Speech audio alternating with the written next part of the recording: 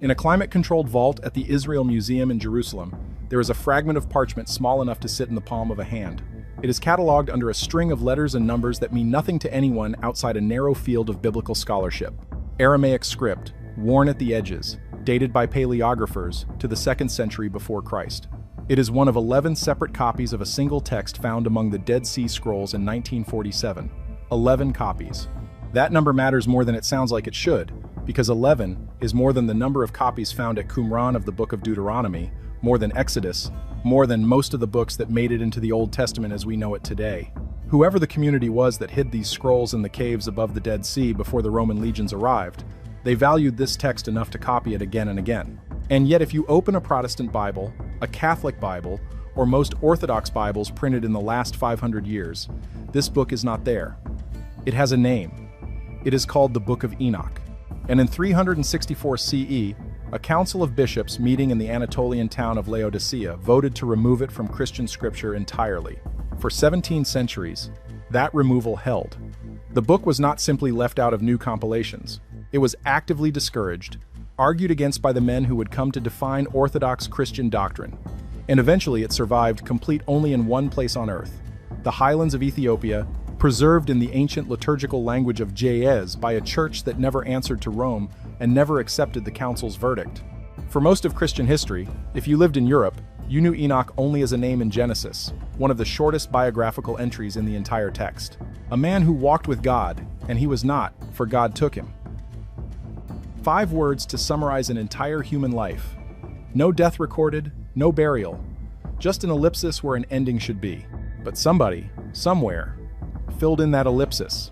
Somebody took those 5 words and built out of them one of the most detailed apocalyptic texts to survive from the centuries before Jesus of Nazareth walked the same roads his ancestors had walked. A text describing a scribe who ascends into the throne room of heaven itself, who is shown the machinery of divine judgment before it happens, who is given a mission to confront a rebellion of angels that has already occurred and is actively poisoning the human race from the inside. A text that names the angels, names what they taught, describes their sentencing, describes the prison built to hold them, and describes, in language that a first-century Judean audience would have recognized instantly, a coming judge called the Son of Man. That phrase should stop you. Son of Man is the title Jesus of Nazareth uses to describe himself more than any other title in all 4 Gospels. More than 80 times across Matthew, Mark, Luke, and John, the man from Nazareth refers to himself this way, almost never explaining what it means, as though he expects his listeners to already understand exactly who he's claiming to be. Most people who have read the New Testament assume this phrase comes from the prophet Daniel, and it does appear there, briefly, in a single vision in chapter 7. But Daniel's use of the phrase is spare, a handful of verses. No detail on who this figure is, what he does before he appears, or why judgment belongs to him specifically. The version of the Son of Man that has an actual biography, an actual throne, an actual role in judging kings and rulers and the mighty of the earth, appears in a section of the Book of Enoch known as the Parables or the Similitudes. And in those chapters, the Son of Man is described in language so close to what Jesus says about himself in the Gospels that serious scholars have spent more than a century trying to work out exactly what the relationship is. This is not a fringe claim invented for a YouTube video. The New Testament itself contains something even harder to dismiss than an echo or a parallel. In the small, often overlooked letter of Jude, near the very end of the New Testament, there is a direct quotation. Jude 1:14 and 15 read, "Enoch, the 7th from Adam, prophesied about these men, saying, Behold, the Lord comes with 10,000s of his holy ones, to execute judgment on all, and to convict all the ungodly of all their ungodly deeds." That is not a loose reference. That is a named citation, attributing a specific prophetic saying to a specific historical figure, using the word prophesied, the same verb used elsewhere in the New Testament to describe Isaiah, Jeremiah, and the other canonical prophets. And if you go and find the line Jude is quoting, you find it verbatim, nearly word for word, in the opening chapter of the Book of Enoch. The author of Jude had a copy. He read it. He believed it. He called it prophecy. And that letter, containing that exact citation, is sitting inside your Bible right now, in the same canon that excludes the book it quotes. Over the next several hours, we are going to walk through what the Book of Enoch actually says, in careful sequence, using the oldest available sources, the Aramaic fragments recovered from Qumran, the complete Ge'ez manuscripts preserved in Ethiopia, and the scholarly translations that have reconstructed this text since the 18th century. We are going to look at the fallen angels named the Watchers, what they taught humanity, and why that specific catalog of transmitted knowledge, not vague personal weakness, is what Enoch identifies as the trigger for the flood. We are going to trace the Son of Man through Enoch's parables and set it directly beside the Gospel of Mark and the Gospel of Matthew, sentence by sentence, so you can see the parallel yourself, rather than take anyone's word for it. We are going to look at the demons of the Gospels, the ones who begged Jesus not to send them into the abyss, and show you where that specific fear of a specific place comes from in a text most Christians have never opened. We are going to sit with the one sin Jesus calls unforgivable, and trace why that idea has a precedent centuries older than the Gospel of Mark. And we are going to look honestly, without dismissing it, at the case mainstream scholarship makes against taking any of this too far. Because that case deserves to be heard in full, not strawmanned into a punchline. What we are not going to do is pretend this is a simple story of a forgotten book quietly falling out of fashion. The record shows something more deliberate than that. Named councils, named church fathers writing letters explaining exactly why this text troubled them. A textual tradition that persisted underground in Aramaic and Ge'ez for 2,000 years, surfacing again almost by accident in the 20th century in a cave above the Dead Sea. Whatever you conclude by the end, the documentary record of what was removed and why is not vague. It has names, dates, and a paper trail. We're going to follow it from the beginning, starting with the one verse in Genesis that started all of this. A man who walked with God, and then simply wasn't there anymore. Genesis chapter 5 spends most of its length on a genealogy so repetitive it reads almost like a chant. So-and-so lived so many years, and had a son, and lived so many more years after that, and had other sons and daughters, and then he died. The formula repeats for Adam, for Seth, for Enosh, for Kenan, for Mahalalel, for Jared. Then it reaches the seventh name in the line from Adam, a man called Enoch, and the formula breaks. Enoch walked with God 300 years after he became the father of Methuselah, and had other sons and daughters. Thus all the days of Enoch were 365 years. Enoch walked with God, and he was not, for God took him. No death, no burial notice. Every other patriarch in that chapter gets the closing phrase, and he died. Enoch is the only one who doesn't. The Hebrew phrase used, walked with God, lakach oto Elohim, appears in only one other place, describing a human being in the entire Hebrew Bible, applied to the prophet Elijah, who is taken up in a whirlwind rather than dying a natural death. Two men, out of the entire sweep of the Old Testament, who are described as having been taken rather than having died. Enoch is the older of the two references by a significant margin, and the more cryptic. It is worth noting, before going further, that Enoch was far from the only figure in Second Temple Judaism to generate this kind of extended literary elaboration around a sparse biblical original. The same centuries that produced the Enochic corpus also produced the Book of Jubilees, retelling Genesis and part of Exodus with extensive additional angelic and legal material, the testaments of the 12 patriarchs, giving extended final speeches to each of Jacob's sons, and a substantial body of literature elaborating on figures like Abraham, Moses, and Ezra, well beyond what the biblical text itself records. This broader literary environment, sometimes grouped under the modern scholarly label of pseudepigrapha, demonstrates that expanding a sparse scriptural figure into an extended narrative and visionary tradition was a recognized and widely practiced form of religious writing in this period, not a strange anomaly confined to Enoch alone. What sets the Enochic material apart within this wider field, and what makes its eventual New Testament citation and subsequent exclusion so consequential, is the sheer density of direct textual contact between its specific content and specific passages that did make it into the Christian canon, a density this documentary is about to trace in careful and comparative detail. That is the entire biblical footprint of Enoch, one paragraph. No dialogue attributed to him, no described actions beyond fathering a son and walking with God for 3 centuries. And yet, by the time we reach the last few centuries before Jesus, Enoch had become one of the most productive literary figures in Second Temple Jewish thought, credited as the author or central character of an entire library of apocalyptic material. The Book of the Watchers, the Astronomical Book, the Book of Dreams, the Epistle of Enoch, and the Parables. These texts, later compiled together into what scholars now call one Enoch, circulated widely enough that fragments of nearly every section have turned up at Qumran, meaning they were being read, copied, and preserved by a religious community in the exact period leading up to and overlapping with the ministry of Jesus and the writing of the New Testament. The obvious question is why?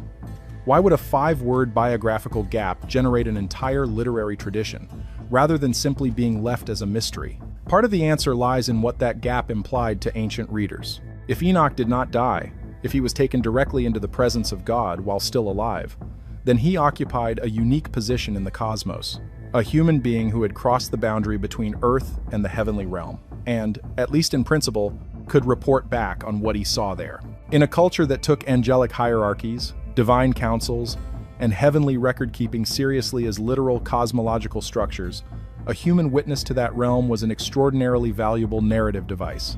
He could describe the throne room. He could describe the angels by name and rank.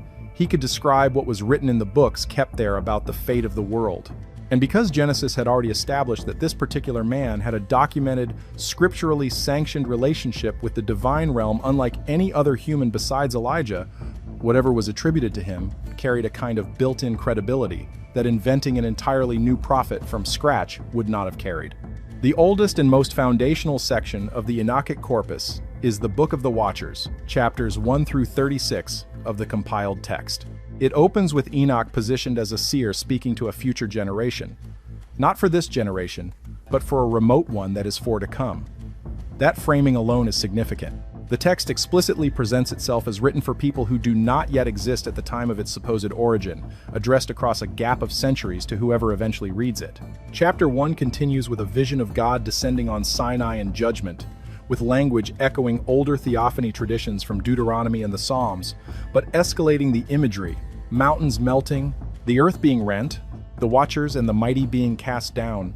That word, watchers, is the technical term this literature uses for a specific class of angelic beings, and the moment it appears in chapter 1, the entire remainder of the book is set in motion around it. Chapter 14 of the Book of the Watchers contains what is arguably the single most vivid piece of visionary writing in the entire Enochic corpus, and it matters for reasons that go well beyond Enoch's own story. Enoch describes being carried up on the wind, passing through walls of hailstones surrounded by tongues of fire, entering a house built of crystal, encountering a floor of snow, a ceiling like the path of stars, and finally reaching an inner house whose entrance he describes as blazing fire, and whose interior he cannot fully describe because it exceeds his capacity for language. He sees a throne, the appearance of which was like ice, and its wheels, like the shining sun, surrounded by beings he calls cherubim, with fire issuing from beneath the throne itself. This is not an isolated flourish. Anyone familiar with the biblical prophet Ezekiel will recognize the structure immediately. The wheels within wheels, the fire, the crystal expanse, the throne described as motion and light rather than as a static seat. Ezekiel wrote his throne room vision in the 6th century BCE. Enoch's Book of the Watchers, in the form we have it, likely dates to the 3rd century BCE, several centuries later, drawing on and elaborating the same visionary tradition. And later still, when John of Patmos writes the Book of Revelation, the same throne room imagery, wheels, fire, crystal, living creatures around the throne, appears again in a text that made it into every Christian Bible printed today. The same architecture of vision runs through Ezekiel, through Enoch, and into Revelation. Only the middle text was removed. What makes chapter 14 matter for the argument of this documentary is not simply that it is beautiful or strange. It is that Enoch's role in this vision is explicitly established as a scribe and witness, someone commissioned to carry messages between the divine council and beings who have transgressed against it. Immediately following the throne room vision, in chapters 15 and 16, God speaks directly to Enoch and gives him an assignment. Go and tell the Watchers, the angels who have already fallen, exactly why their rebellion cannot be undone and exactly what will happen to them and their offspring. Enoch is not merely a passive visionary in this text. He is a legal messenger, delivering an indictment. And the content of that indictment, what the Watchers actually did to deserve it, is the story that occupies most of the rest of the Book of the Watchers. And it is the story we are going to walk through next, because it is the origin point for almost everything that follows in this documentary. The fallen angels, the catalog of forbidden knowledge, the flood as a targeted response rather than a vague punishment, and eventually, centuries later, the demons who beg a rabbi from Nazareth not to send them back into the abyss they already know by name. Genesis 6 opens with one of the strangest passages in the entire Hebrew Bible. 4 verses that generations of readers have argued over precisely because the text refuses to explain itself. When men began to multiply on the face of the land, and daughters were born to them, the sons of God saw that the daughters of man were attractive, and they took as their wives any they chose. Then the Lord said, "My spirit shall not abide in man forever, for he is flesh. His days shall be 120 years." The Nephilim were on the earth in those days, and also afterward, when the sons of God came in to the daughters of man, and they bore children to them. These were the mighty men who were of old, the men of renown. That is the entire passage. 4 sentences. Who the sons of God are is never stated outright. What the Nephilim actually are is never defined. Why this event triggers God's statement about shortening human lifespan is left as an implication rather than a cause explicitly stated. The passage reads like the surviving fragment of a much larger story that the compilers of Genesis assumed their audience already knew. The Book of Enoch is, among other things, an extended answer to exactly that gap. Chapters 6 through 11 of the Book of the Watchers take the 4 cryptic verses of Genesis 6 and expand them into a fully staged narrative, complete with named leadership, a specific number of participants, a specific location, an oath, and a chain of cause and effect running directly from the event to the catalog of corrupted knowledge that follows. Chapter 6 begins. And it came to pass, when the children of men had multiplied, that in those days were born unto them beautiful and comely daughters. And the angels, the children of heaven, saw and lusted after them, and said to one another, Come, let us choose us wives from among the children of men, and beget us children. This is not a single ambiguous incident. It is depicted as a conspiracy, deliberately planned among a specific group. The text names their leader as Semjaza, sometimes rendered Shemiaza or Semihaza, depending on the manuscript tradition, and has him voice a specific anxiety. I fear you will not indeed agree to do this deed, and I alone shall have to pay the penalty of a great sin. His subordinates respond by proposing a binding oath, so that all of them share equal responsibility and none can claim innocence afterward. Chapter 6 lists the location as Mount Hermon, the same mountain range that marks the northern border of ancient Israel, and even preserves what the text presents as an etymological pun. The Hebrew root of Hermon is connected in the narrative to the word for a curse or a binding oath, because that is the mountain where the oath was sworn. Then the text does something Genesis never does. It gives a number, and they were in all 200, who descended in the days of Jared on the summit of Mount Hermon. 200 named participants, in a rebellion that the book of Genesis compresses into a single, unexplained sentence.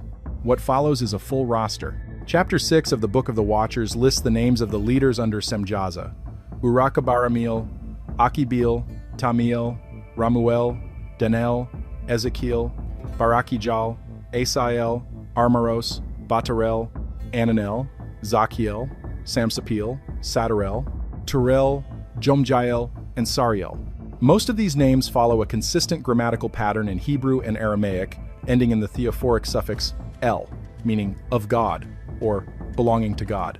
The same suffix found in the names of the archangels, Michael, Gabriel, and Raphael. That detail matters. These are not depicted as generic demons or monsters. Grammatically, structurally, in the naming convention itself, they are angels, members of the same class of being as the archangels, who remain loyal, distinguished from them only by the choice they made. The text is not describing an invasion by an alien or foreign category of evil. It is describing a defection from within the ranks of heaven. 2 names among the 200 receive far more narrative attention than the rest, and the text treats them almost as co-protagonists of the coming catastrophe, each responsible for a different category of transgression. The first is Semjaza, the organizer, the one whose fear of solitary guilt drives the entire group toward the binding oath. His crime, as the text structures it, is the crime of leadership and coordination. He does not personally invent the corruption that follows, but he assembles the will and the means for it to happen at scale. The second is Azazel, and his role in the text is different in kind.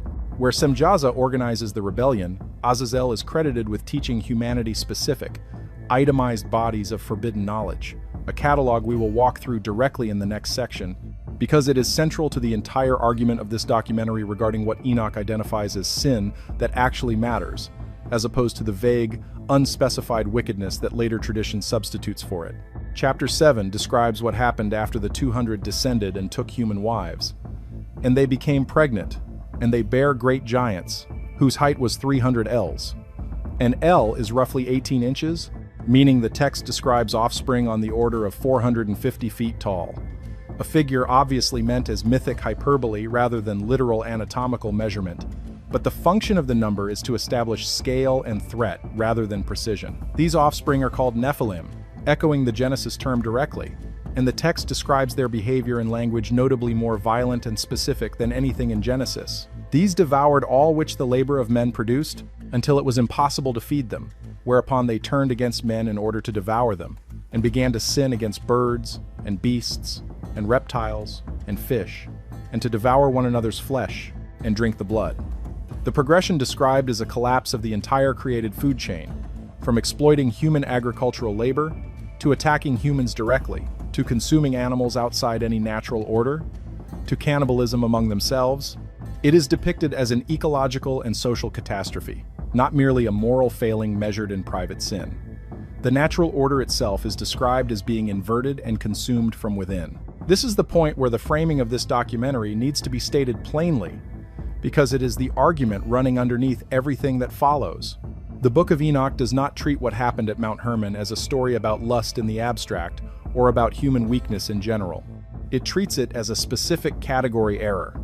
Beings who belong to one order of creation crossing into another order they were never meant to occupy, producing offspring that do not fit anywhere in the created hierarchy, and that mismatch metastasizing outward into famine, violence, and the collapse of the boundary between human, animal, and divine. Sin, in this text, is not primarily an internal condition of the heart to be managed through private virtue. It is a transgression of category, a violation of the structure of creation itself, with concrete downstream consequences that the text tracks in cause and effect detail. That distinction between sin as internal moral failing and sin as structural transgression with traceable consequences is going to matter enormously when we reach the catalog of forbidden knowledge. Azazel is credited with teaching because that catalog reframes an enormous portion of what the later Christian tradition would abstract into vague vice lists as, instead, a set of specific transmitted technologies and practices attributed to named teachers with named consequences. Chapter 8 of the Book of the Watchers begins to name exactly what was taught, and we are about to walk through that catalog item by item because it is the section of this text most directly relevant to the second half of this documentary's central claim: that the sins Enoch identifies as triggering divine judgment are not the sins most modern religious teaching emphasizes. Before we get there, it is worth sitting for a moment with just how differently the earth itself is depicted as responding to all of this. In chapter 7, the final verse before the catalog of teachings begins, the text states plainly, "Then the earth laid accusation against the lawless ones," not humanity registering a complaint through prayer, not a prophet raising an alarm. The earth itself, as an entity, brings a formal accusation. That detail sets up the entire second act of the Book of the Watchers, where the four archangels, Michael, Gabriel, Raphael, and Uriel, look down, see what has happened, and petition God directly to intervene, a scene we will walk through once we've laid out exactly what Azazel and his associates are credited with teaching, and why the text treats that teaching, rather than the sexual union with human women considered in isolation, as the deeper offense against the order of creation. There is a detail in this section that most casual readers pass over, and it deserves a moment on its own, because it changes how the whole rebellion reads. The text does not describe the 200 as acting impulsively, seizing an opportunity in a moment of weakness. It describes deliberation. Semjaza raises an objection before anything happens. He names the specific fear that motivates the entire structure of what follows, the fear of bearing sole responsibility. And the group's answer to that fear is not reassurance, but a legal instrument, a mutual oath binding all 200 together so that guilt could not be isolated to a single actor. That is a strikingly bureaucratic detail to embed in an ancient apocalyptic text. It reads less like a myth about temptation and more like a description of how conspiracies actually function, distributed responsibility protecting every individual participant from the full weight of the act. Whoever composed this section of the Book of the Watchers was thinking about complicity as a structural problem, not simply a moral one, and building that structure into the account before a single line of forbidden knowledge is ever taught. It is also worth noting what the text does not say, because the silence is as informative as the content. Nowhere in chapters 6 and 7 does Enoch's narrator pause to moralize about lust, desire, or the sexual act itself as the central offense. The passage moves quickly from the decision, to the oath, to the descent, to the offspring's destructive behavior, without lingering on condemnation of desire as an interior state. Compare that to the way later Christian moral instruction would come to treat lust as one among 7 deadly sins, an internal disposition to be confessed and repented of regardless of any external consequence. Enoch's text is not interested in the internal disposition in isolation. It is interested in what the disposition produced once acted upon. The mismatched offspring, the famine, the violence, the earth's accusation. The sin that draws divine attention here is not a feeling. It is an event with consequences that can be tracked, named, and eventually judged. And that emphasis on consequence over interior state is going to recur throughout every major catalog of wrongdoing this text presents, all the way through the teaching of Azazel and his associates in the chapter that follows. Chapter 8 of the Book of the Watchers opens with a single sentence that carries more weight than almost anything else in the entire text. And Azazel taught men to make swords, and knives, and shields, and breastplates, and made known to them the metals of the earth and the art of working them, and bracelets, and ornaments, and the use of antimony, and the beautifying of the eyelids, and all kinds of costly stones, and all coloring tinctures. Read that list again slowly, because the structure of it is not random. It moves from weapons of war, swords, knives, shields, breastplates, directly into cosmetics and adornment, bracelets, eye paint, dyes, precious stones, without any narrative pause between the two categories. The text is not distinguishing between a serious sin, weapons of war, and a trivial one, makeup. It is treating both as expressions of the same underlying transgression. The transmission of techniques for altering the natural, God-given state of a person or an object into something manufactured, weaponized, or artificially enhanced. Metallurgy turns raw ore into instruments of killing. Cosmetics turn a natural human face into something manufactured for a specific effect. In this context, explicitly tied to seduction and deception, since the surrounding verses describe the result as men and women being led into promiscuity through these very techniques. This is worth sitting with, because it directly reframes what sin means in this text compared to how later Christian tradition would come to teach it. Ask most people raised in a Western Christian context to name a serious sin, and you will get answers like pride, greed, lust, envy, categories drawn from the medieval formulation of the 7 deadly sins that Pope Gregory the Great systematized in the 6th century, nearly 1,000 years after the Book of the Watchers was composed. Those are internal dispositions, states of the heart to be examined in private confession. Enoch's catalog of sin looks almost nothing like that list. It is a list of specific, transmissible technologies and practices, each attributed to a named teacher, each producing a traceable downstream consequence in the world. Weapon making leads directly to increased warfare and bloodshed. Cosmetics and adornment lead directly to sexual corruption and social breakdown. This is sin understood as a supply chain, not a private emotional failing. Enoch is not asking whether a person's heart is pure. Enoch is asking who taught them the specific technique that let them do the specific harmful thing, and what chain of consequence that technique unleashed once it entered the world. The catalog continues past Azazel into a wider roster of named teachers, each credited with a specific domain of transmitted knowledge. Chapter 8 names Semjaza as teaching enchantments and root cuttings, the practice of using specific plants for magical or medicinal effect outside any sanctioned religious framework. Armaros is credited with teaching the resolving of enchantments, essentially counter-magic. Barakijal is named as the teacher of astrology, specifically the reading of stars for divinatory purposes, rather than the calendrical astronomy that other angels teach in a more neutral context elsewhere in the Enochic corpus. Kokabel teaches the constellations. Ezekiel teaches the knowledge of the clouds, an early form of weather divination. Arakiel teaches the signs of the earth, an early form of geomancy. Shamziel teaches the signs of the sun. Sariel teaches the course of the moon. Each of these categories, taken individually, sounds almost like a neutral scientific discipline: astronomy, meteorology, geology, medicine. The text is not condemning knowledge of the natural world as such. Enoch's own astronomical book, a separate section of the same larger corpus, spends dozens of chapters describing the movements of the sun and moon with what reads as genuine scientific interest and no hint of condemnation. What distinguishes the Watcher's teaching from legitimate astronomy or medicine is the manner and purpose of its transmission. knowledge given prematurely, outside proper stewardship, specifically to be used for manipulation, divination for personal gain, and the corruption of natural processes rather than their careful understanding. The later section of the Enochic corpus, known as the Epistle of Enoch, chapters 92 through 105, and the section called the Book of Parables, extend this same roster with additional names and specialties, expanding the catalog further. Penemu is credited with teaching men the art of writing with ink and paper, a detail that reads almost bizarrely to modern eyes, since literacy is hardly a sin by any modern standard, but the text frames it specifically as knowledge that leads men into deceiving one another through written falsehood, forged records, and manipulation through the written word rather than spoken truth. Kasdeja is credited with teaching the smitings of the embryo in the womb, widely understood by scholars of the text as a reference to abortive practices. Gadriel is blamed for showing the weapons of death, specifically identified in some manuscript traditions as the instrument that led to violent death entering human experience, sometimes connected in later Jewish tradition to the very Serpent of Eden itself, collapsing multiple strands of the fall narrative into a single figure. What every one of these entries shares, regardless of category, is specificity. This is not a vague accusation that humanity became wicked.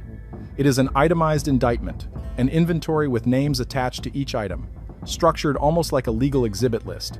Weapons, attributed to Azazel. Cosmetics and adornment, attributed to Azazel. Enchantments and root cuttings, attributed to Semjaza. Astrology for divination, attributed to Barakijal. Literacy weaponized for deception, attributed to Penemu. Abortive practices, attributed to Kasdeja. Instruments of violent death, attributed to Gadriel. This structure matters enormously for understanding what this documentary means when it argues that the Book of Enoch reframes the sins that actually matter. If you take this text seriously as a window into how the authors of Second Temple Judaism, the exact intellectual and religious environment Jesus of Nazareth was born into and taught within, understood sin, the picture that emerges is not a picture of private moral failing measured against an abstract virtue list. It is a picture of specific, transmissible harms, entered into the world through identifiable channels of teaching, corrupting specific domains of human life: warfare, deception, sexuality, the natural order, the sanctity of unborn life, the manipulation of fate through divination. Sin, in this framework, is something closer to contamination moving through a system than an internal defect to be privately confessed.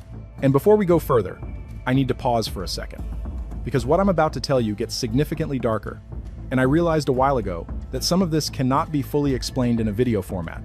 The complete reconstruction of the Watcher's catalog, every named teacher matched against every specific practice, the manuscript variants where the names shift between the Ethiopic, Greek, and Aramaic traditions, and Jerome's own written objection to this material. In his own words, from his own surviving letters, I put it all into a written document. It's linked below, and the QR code is on your screen. Now let's continue. Because once the catalog of teaching is complete, the text moves immediately into consequence. And this is where the narrative structure of the Book of the Watchers becomes almost procedural in its precision. Chapter 9 describes 4 archangels, Michael, Uriel, Raphael, and Gabriel, looking down from heaven and witnessing exactly what has happened on earth as a result of everything just cataloged. The text does not describe them reacting with abstract sorrow at general human sinfulness. It describes them looking at specific outcomes and responding to specific evidence. And they said one to another, "The earth made without inhabitant cries the voice of their crying up to the gates of heaven. And now to you, the holy ones of heaven, the souls of men make their suit, saying, Bring our cause before the Most High." The 4 archangels then approach God directly and lay out the case in careful order. First, that the Watchers have revealed to humanity the secrets of heaven that were meant to remain hidden. Second, that Azazel specifically has taught mankind to make weapons, and that, through this, all the earth has been corrupted with bloodshed and oppression. Third, that Semjaza has taught sorceries, to whom authority was never given for this. And fourth, that the giants born of this union are devouring humanity and creating a state of ceaseless violence.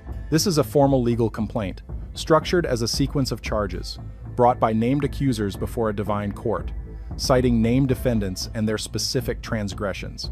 God's response, delivered in chapters 10 and 11, is equally procedural. He does not simply unleash judgment in an undifferentiated wave. He issues specific commissions to specific archangels, each assigned a specific task related to a specific offender. Raphael is commanded to bind Azazel hand and foot and cast him into darkness, into a desert place called Dudael, and to cover him with rocks so that he can see no light, and so that on the day of the great judgment he will be cast into the fire. Gabriel is sent against the children of fornication, the offspring of the Watchers, to destroy them by setting them against one another in mutual destruction. Michael is commanded to go to Semjaza and his associates, who have united with the daughters of men, and bind them for 70 generations in the valleys of the earth until the day of their judgment. And Sariel, in some manuscript traditions, rendered differently across the Ethiopic and Greek witnesses, is instructed to go to Noah and warn him of what is coming, so that his line may be preserved. That sequence of named archangels executing specific sentences against specific named offenders is the direct scriptural background for one of the most quietly astonishing details in this entire tradition. The idea that judgment, in the worldview shared by the authors of Enoch and inherited by the writers of the New Testament, is not a single undifferentiated cosmic event. It is a legal process, with named accusers, named defendants, formal charges, and specific sentences carried out by specific agents of the court. When we get, later in this documentary, to Jesus of Nazareth's own language about judgment, about the Son of Man separating the sheep from the goats, about specific angels being sent to gather and to bind, you are going to hear an echo of exactly this structure. Not vague, apocalyptic imagery borrowed loosely from the cultural air. A specific, procedural, legally structured vision of divine judgment that has its most detailed surviving articulation in the text we are walking through right now, a text most people reading their New Testament today have never once opened. Most people who grew up with any exposure to the Noah story, whether through Sunday school, popular culture, or a passing familiarity with Genesis, have absorbed a version of events that is almost cartoonishly vague. Humanity became wicked. God got angry. God sent a flood. Noah survived because he was good. That is roughly the extent of causal explanation offered by Genesis 6 through 9. And it has always been a strange kind of explanation, because Genesis never specifies what, exactly, humanity's wickedness consisted of, beyond the single line about the sons of God and the daughters of men, and a broader statement that every intention of the thoughts of his heart was only evil continually. It is judgment without an indictment, consequence without a clearly stated cause. The Book of the Watchers does not leave that gap open. It treats the flood as the second phase of a single continuous legal and physical process that began with the descent at Mount Hermon, continued through the teaching of forbidden knowledge, and is now reaching its resolution as a targeted intervention against a specific, identifiable problem. A hybrid population of giants consuming the Earth's resources and turning to violence and cannibalism, combined with a corrupted body of transmitted knowledge actively being used to manipulate, deceive, and harm. Chapter 10 has God instructing Sariel, in some traditions rendered as Uriel, to go specifically to Noah and to reveal to him that judgment is coming, so that his line, and only his line, might be preserved through it. The flood in Enoch's telling is not an act of blanket, undifferentiated wrath against humanity as a category. It is depicted as a surgical response to a specific contamination, with an explicit rescue mechanism built in for the one human line not implicated in it. There is a detail in chapter 10 that deserves particular attention, because it complicates the picture in a way most retellings of Noah's story never touch. The text does not say that the giants, the Nephilim, are simply killed and that is the end of the matter. It says something stranger. And now all the earth has been corrupted through the works that were taught by Azazel. To him ascribe all sin. And then, describing the fate of the giants themselves following the flood, later sections of the corpus, particularly chapters 15 and 16, explain that while the physical bodies of the giants perish, something survives them. Chapter 15 has God explaining to Enoch, in language addressed directly to him, for delivery to the Watchers themselves, the giants, who are born from the spirits and flesh, shall be called evil spirits upon the earth, and on the earth shall be their dwelling. Evil spirits have proceeded from their bodies, because they are born from men, and from the holy Watchers is their beginning and primal origin. Evil spirits shall they be upon the earth, and evil spirits shall they be called. Stop on that passage, because it is doing something genuinely unusual in the history of religious literature. It is providing an explicit origin story for a category of being, evil spirits, disembodied entities that afflict the living world, that Genesis never mentions and never explains. Where do demons come from in this cosmology? Not from some independent, eternally evil counter-creation opposed to God from the beginning. They come, according to this specific text, from the spirits of the dead hybrid offspring of the Watchers.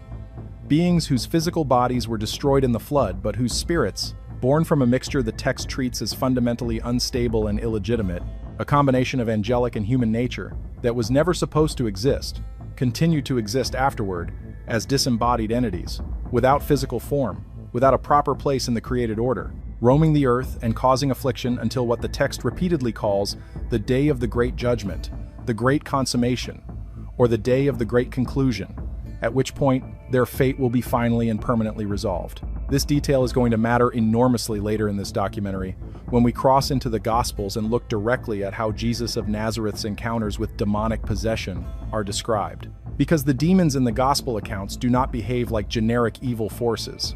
They behave like beings who already know exactly what is coming, who beg for a specific kind of mercy, and who fear a specific location by name. That behavior only makes complete sense against a background exactly like the one the Book of the Watchers provides. Disembodied spirits, aware of their own illegitimate origin, aware that a final judgment is scheduled, and desperate to avoid the specific fate reserved for them before that appointed day arrives. We will walk through those gospel passages directly, side by side with the relevant Enochic text in the section immediately following this one. For now, hold on to this detail. The flood, in Enoch's account, does not end the story of the Watchers' rebellion. It transforms the physical threat, the giants, into a spiritual one, the evil spirits, and defers final resolution to a future day of judgment that both this text and, later, the Gospels, treat as a fixed point on the horizon rather than an open-ended possibility. It's worth pausing on why this particular reframing of the flood story carries the weight it does for the argument of this documentary. If the only version of the flood you have ever encountered is the vague Sunday school summary, humanity became wicked, God got angry, God sent a flood, then the entire event reads as an act of divine temper, difficult to reconcile with the idea of a God characterized elsewhere in Scripture as patient, merciful, and slow to anger. But Enoch's version reframes the flood as something closer to a contained medical intervention. A specific contamination, introduced through a specific rebellion, spreading through specific transmitted practices, producing a specific hybrid population that had begun actively consuming and destroying the created order, addressed through a specific, targeted removal with an explicit preservation mechanism for the one uncontaminated line.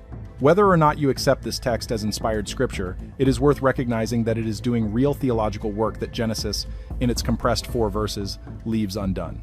It is answering the question any careful reader of Genesis 6 is bound to ask: what precisely was so wrong that the entire created order needed a reset? And the answer this book gives is not a fog. It is a chain of cause and effect, with names attached at every link. The 4 archangels who bring their formal complaint before God in chapter 9 do not vanish from the narrative once judgment is issued. They remain active participants throughout the remainder of the Book of the Watchers, and their specific roles going forward establish a pattern worth tracking closely, because this same pattern of named angelic agents executing specific tasks related to judgment, restoration, and healing reappears, transformed but recognizable, throughout the Gospel accounts. Raphael, whose name itself means God heals in Hebrew, is not only tasked with binding Azazel. Chapter 10 also has God commanding Raphael to heal the earth itself, which the Watchers have wounded, and to proclaim healing to the earth, that it may be healed of the plague, and that all the children of men may not perish through the mystery that the Watchers have disclosed and taught their sons. Healing the earth, restoring what has been corrupted, undoing the specific damage caused by specific transgressions. This is Raphael's commission, alongside the punitive binding of Azazel. It is not only judgment being handed down in this narrative, it is restoration being commissioned in the same breath. That dual structure, judgment paired immediately with restoration, punishment for the specific offenders paired with healing for the corrupted earth and the preserved human line, is a detail worth holding on to as we move forward into the next section of this documentary, where we are going to look directly at what happens to the spirits of the giants after the flood, and then cross immediately into the Gospels themselves, into the specific accounts of Jesus of Nazareth encountering entities that identify themselves unprompted, using language and fears that only make coherent sense if the audience listening already understood the cosmology we have just spent this entire section walking through. The demons of the New Testament do not appear in a vacuum. They appear in front of an audience that had, in significant numbers, read or heard read exactly the text we have been discussing, copied and preserved in such volume at Qumran that 11 separate manuscript witnesses survived from a community that flourished in the 2 centuries surrounding the birth of Jesus of Nazareth himself. Turn to the Gospel of Mark, chapter 5, one of the most vivid and strange episodes in any of the 4 Gospels. Jesus arrives by boat at the region of the Gerasenes, on the eastern shore of the Sea of Galilee, and is immediately met by a man described as living among the tombs, a man so afflicted that no one could bind him anymore, not even with a chain, because he had often been bound with shackles and chains. But he wrenched the chains apart and broke the shackles in pieces, and no one had the strength to subdue him. Night and day among the tombs and on the mountains he was always crying out and cutting himself with stones. This is the man who runs toward Jesus. And here is where the text becomes genuinely strange, in a way that is easy to read past if you are not paying close attention to what is actually being said. Mark writes, "And crying out with a loud voice he said, 'What have you to do with me, Jesus, Son of the Most High God? I adjure you by God, do not torment me.' Jesus asks the spirit its name. The answer comes back, 'My name is Legion, for we are many.' And then, critically, Mark records this. And he begged him earnestly not to send them out of the country. And in the parallel account in Luke chapter 8, the request is even more specific. They begged him not to command them to depart into the abyss. Sit with that request for a moment, because it is not a generic plea for mercy. It is a specific, geographically and cosmologically precise fear. The demons do not beg Jesus not to hurt them, or not to kill them, or not to send them to some vague place of punishment described only as hell in a general sense. They beg him specifically not to send them into the abyss, using a term, in the Greek text abyssos, that refers to a specific location within first-century Jewish cosmology, a bottomless pit or deep place of confinement understood as the current or eventual holding place for evil spiritual beings pending final judgment. Where does that specific fear of that specific location, under that specific name, come from? It is not explained anywhere in the Old Testament as we currently have it. The concept simply appears in the Gospels, assumed, unexplained, as though both Jesus and the demons themselves, and by extension Mark's original audience, already understood exactly what the abyss was, why it mattered, and why confinement there specifically was worse than whatever alternative they were currently experiencing. The Book of the Watchers explains all of it, in exhaustive and specific detail, chapters we have already walked through in this documentary.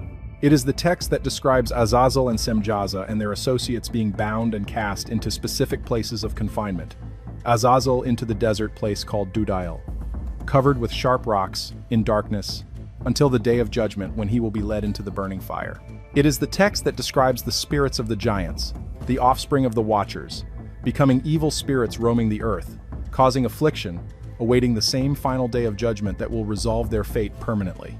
And critically, chapter 10 of the Book of the Watchers describes a specific location, sometimes rendered as a pit or an abyss in the Ethiopic manuscript tradition, prepared as a temporary holding place, distinct from the final fire of judgment, where these spirits are confined until that final day arrives. The demons in Mark's Gospel are not expressing a vague, undefined terror. They are expressing a precise, technically specific fear rooted in an established cosmology. A fear that the time appointed for their final confinement has arrived early, ahead of the day they expected, and they are begging for a delay. This reading is not a modern invention laid over the text after the fact. It tracks with how the Gospel writers themselves frame these encounters elsewhere. In Matthew chapter 8, the parallel account of this same episode, the demons phrase their plea even more explicitly in terms of timing.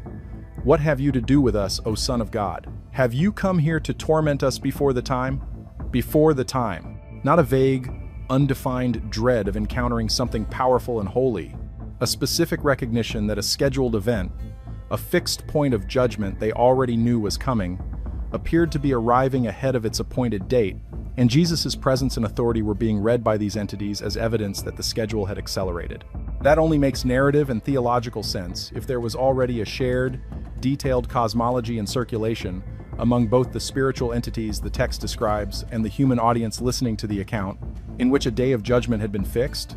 A specific location existed for temporary confinement prior to that day, and specific beings, aware of their own illegitimate origin and impending sentence, were currently at large in the world, operating on borrowed time. There is a second detail in the Legion account worth pulling out separately because it connects directly back to the naming conventions we walked through earlier in this documentary. When Jesus asks the unclean spirit its name, the answer is Legion, for we are many. This is often read simply as a reference to Roman military terminology, a legion being a large unit of Roman soldiers. And that reading is not wrong. It is almost certainly part of the intended meaning, a pointed commentary on occupying imperial power given the political context of first-century Judea under Roman rule. But it is worth noticing that the underlying claim, "we are many," a single afflicted man housing a multitude of distinct spiritual entities operating as one, tracks precisely with the population scale account the Book of the Watchers gives of the origin of evil spirits. Not one original demonic figure multiplying through some kind of independent demonic reproduction, but a specific historical event, 200 angels descending, producing an enormous population of hybrid offspring, whose spirits, upon the destruction of their bodies in the flood, become a correspondingly enormous population of free-roaming evil spirits. Legion is not a single ancient evil confronting Jesus. Legion is a population, consistent in scale and origin, with exactly the kind of mass event Enoch's Book of the Watchers describes centuries earlier. The request the demons make once they realize they cannot avoid expulsion is itself worth examining. They ask to be sent into a herd of pigs feeding nearby rather than into the abyss, and Jesus grants the request, at which point the entire herd, some 2,000 animals according to Mark's account, rushes down the steep bank into the sea and drowns. Commentators across 2,000 years of Christian interpretation have offered various readings of this strange detail, often focused on the symbolic uncleanness of pigs within Jewish law, or on the economic and social disruption to the local community that loses an entire herd of swine. But read against the cosmology we have been tracing throughout this documentary. There is a simpler explanation available. The spirits are described throughout Enoch's tradition as having an urgent, ongoing need for some kind of physical or bodily anchor, having originated from bodies that were destroyed, existing afterward in a disembodied and evidently unstable state that seeks embodiment wherever it can find it, human or otherwise, denied the human body they had been inhabiting, and desperate to avoid complete disembodiment into the abyss. The spirits seek the nearest available alternative host, even an unclean one, rather than face confinement with no physical anchor at all. Whether or not you find that explanation persuasive, the underlying point stands regardless of how you read the pig detail specifically. This entire episode, taken as a whole, from the demons' recognition of Jesus' identity, to their specific fear of a specific place, to their specific language about timing, to the scale implied by the name Legion, reads as coherent and internally consistent only against a detailed cosmological background that the canonical Old Testament, as we currently have it, simply does not provide. The Book of the Watchers provides it in full. This pattern is not confined to a single episode in a single gospel. Throughout Mark, Matthew, and Luke, demons who encounter Jesus consistently display a specific kind of knowledge that ordinary human characters in the same narratives do not share. In Mark chapter 1, a man with an unclean spirit in the synagogue at Capernaum cries out, "What have you to do with us, Jesus of Nazareth? Have you come to destroy us? I know who you are, the Holy One of God." The demons in these accounts are never confused about who Jesus is. Human characters in the Gospels spend chapters debating his identity, disciples included, right up through his arrest and crucifixion. The demonic characters know instantly, and their knowledge is consistently framed in terms of dread regarding an already established, already scheduled reckoning, not surprise at an unknown threat. That asymmetry between human uncertainty and demonic certainty is a narrative choice, and it is a narrative choice that makes the most sense if the gospel writers assumed their audience shared a specific body of background knowledge regarding what these spirits were, where they came from, what they knew was coming, and why Jesus' arrival specifically triggered their alarm. That background knowledge, in exhaustive and specific written form, predating the Gospels by at least 2 centuries and confirmed as being read and copied by religious communities in first-century Judea itself, is the Book of the Watchers. It is the missing manual, and it was removed from circulation in the West 3.5 centuries after these very gospel scenes were written down. We need to talk now about the single title Jesus of Nazareth uses to describe himself more than any other, a phrase so central to how he talks about his own identity and mission, that its meaning shapes almost everything else in the Gospels. And yet it is a phrase that most people reading their Bibles have never had properly explained to them, Son of Man. It appears in Matthew, Mark, Luke, and John combined more than 80 times, almost always coming directly from Jesus' own mouth, describing himself in the third person, as though he is referring to a figure whose identity and role his listeners are simply expected to already recognize. The Son of Man has nowhere to lay his head. The Son of Man is Lord even of the Sabbath. The Son of Man came not to be served but to serve, and to give his life as a ransom for many. You will see the Son of Man seated at the right hand of power, and coming with the clouds of heaven. When the Son of Man comes in his glory, and all the angels with him, then he will sit on his glorious throne. The standard explanation offered in most churches and most study Bibles points to the prophet Daniel, chapter 7, where, in a vision, Daniel describes one like a son of man, coming with the clouds of heaven, who approaches the Ancient of Days and is given dominion, glory, and a kingdom that will never be destroyed. This connection is real, and it matters, and no honest account of this subject can dismiss it.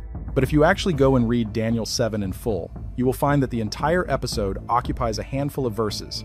The Son of Man figure in Daniel is described in a single scene. He approaches, he is presented, he receives dominion.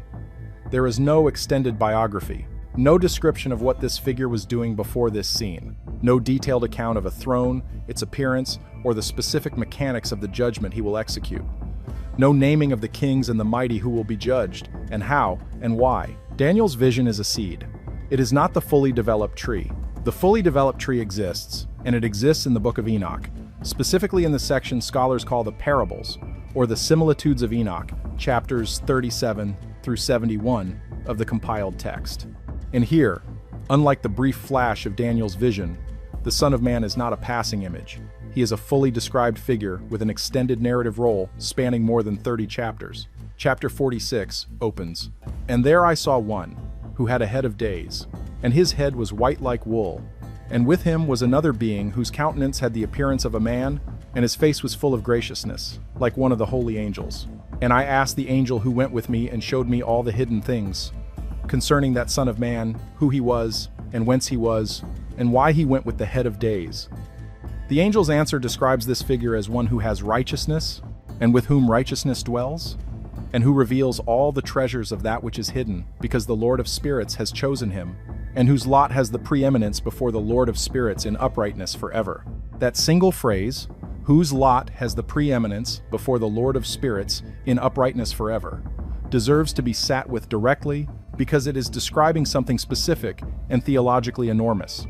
A figure whose special status is not a reward given at the end of a human life well lived, but a pre-existing condition, established before and independent of any historical unfolding of events. Chapter 48 makes this claim explicit and unmistakable, in language that should stop anyone who has spent time in the Gospel of John. "And at that hour that Son of Man was named in the presence of the Lord of spirits, and his name before the head of days. Yea, before the sun and the signs were created, before the stars of the heaven were made, his name was named before the Lord of spirits, named before the sun and the stars were created," a figure whose identity and role precede the entire physical creation itself. Compare that directly to the opening of the Gospel of John, written on the mainstream scholarly dating, decades after Enoch's parables were in circulation among Jewish apocalyptic communities. "In the beginning was the Word, and the Word was with God, and the Word was God. All things were made through him, and without him was not anything made that was made." Both texts are describing a figure whose existence and significance predate the created order, chosen or named before the sun, moon, and stars existed, who then becomes active within human history at a specific appointed time. The parables of Enoch go further still, describing this pre-existent Son of Man not merely as pre-existing but as an active judge, seated on an actual throne, executing an actual sentence against actual named categories of the powerful and the wicked. Chapter 62. "And the Lord of spirits seated him on the throne of his glory, and the spirit of righteousness was poured out upon him, and the word of his mouth slays all the sinners, and all the unrighteous are destroyed from before his face. And there shall stand up in that day all the kings and the mighty, and the exalted, and those who hold the earth. And they shall see and recognize how he sits on the throne of his glory, and righteousness is judged before him, and no lying word is spoken before him. Kings and the mighty, standing before a throne, recognizing too late the identity of the one seated on it." That is not a loose thematic echo of Jesus' own teaching on judgment. Set it beside Matthew 25, the parable of the sheep and the goats, one of the most direct statements Jesus makes about the final judgment in any gospel. When the Son of Man comes in his glory, and all the then he will sit on his glorious throne. Before him will be gathered all the nations, and he will separate people one from another, as a shepherd separates the sheep from the goats. Seated on his glorious throne, all the nations gathered before him. This is not simply similar imagery. It is, in multiple places, close to identical phrasing, describing an identical function. A pre-existent, divinely appointed judge, seated on a specific throne of glory, before whom every nation, king, and mighty ruler will be gathered and separated according to their deeds. Chapter 69 of the Parables adds a detail that connects this entire Son of Man material directly back to the Watcher's narrative we spent the first half of this documentary walking through, tying the two threads of this entire text together into a single coherent whole. The chapter describes the oath by which the created order itself is held together, the very structure of heaven and earth, and then states plainly that the Son of Man was revealed to the elect, specifically because the name of that Son of Man was revealed to them, and that this revelation is directly connected to the final resolution of the Watcher's rebellion.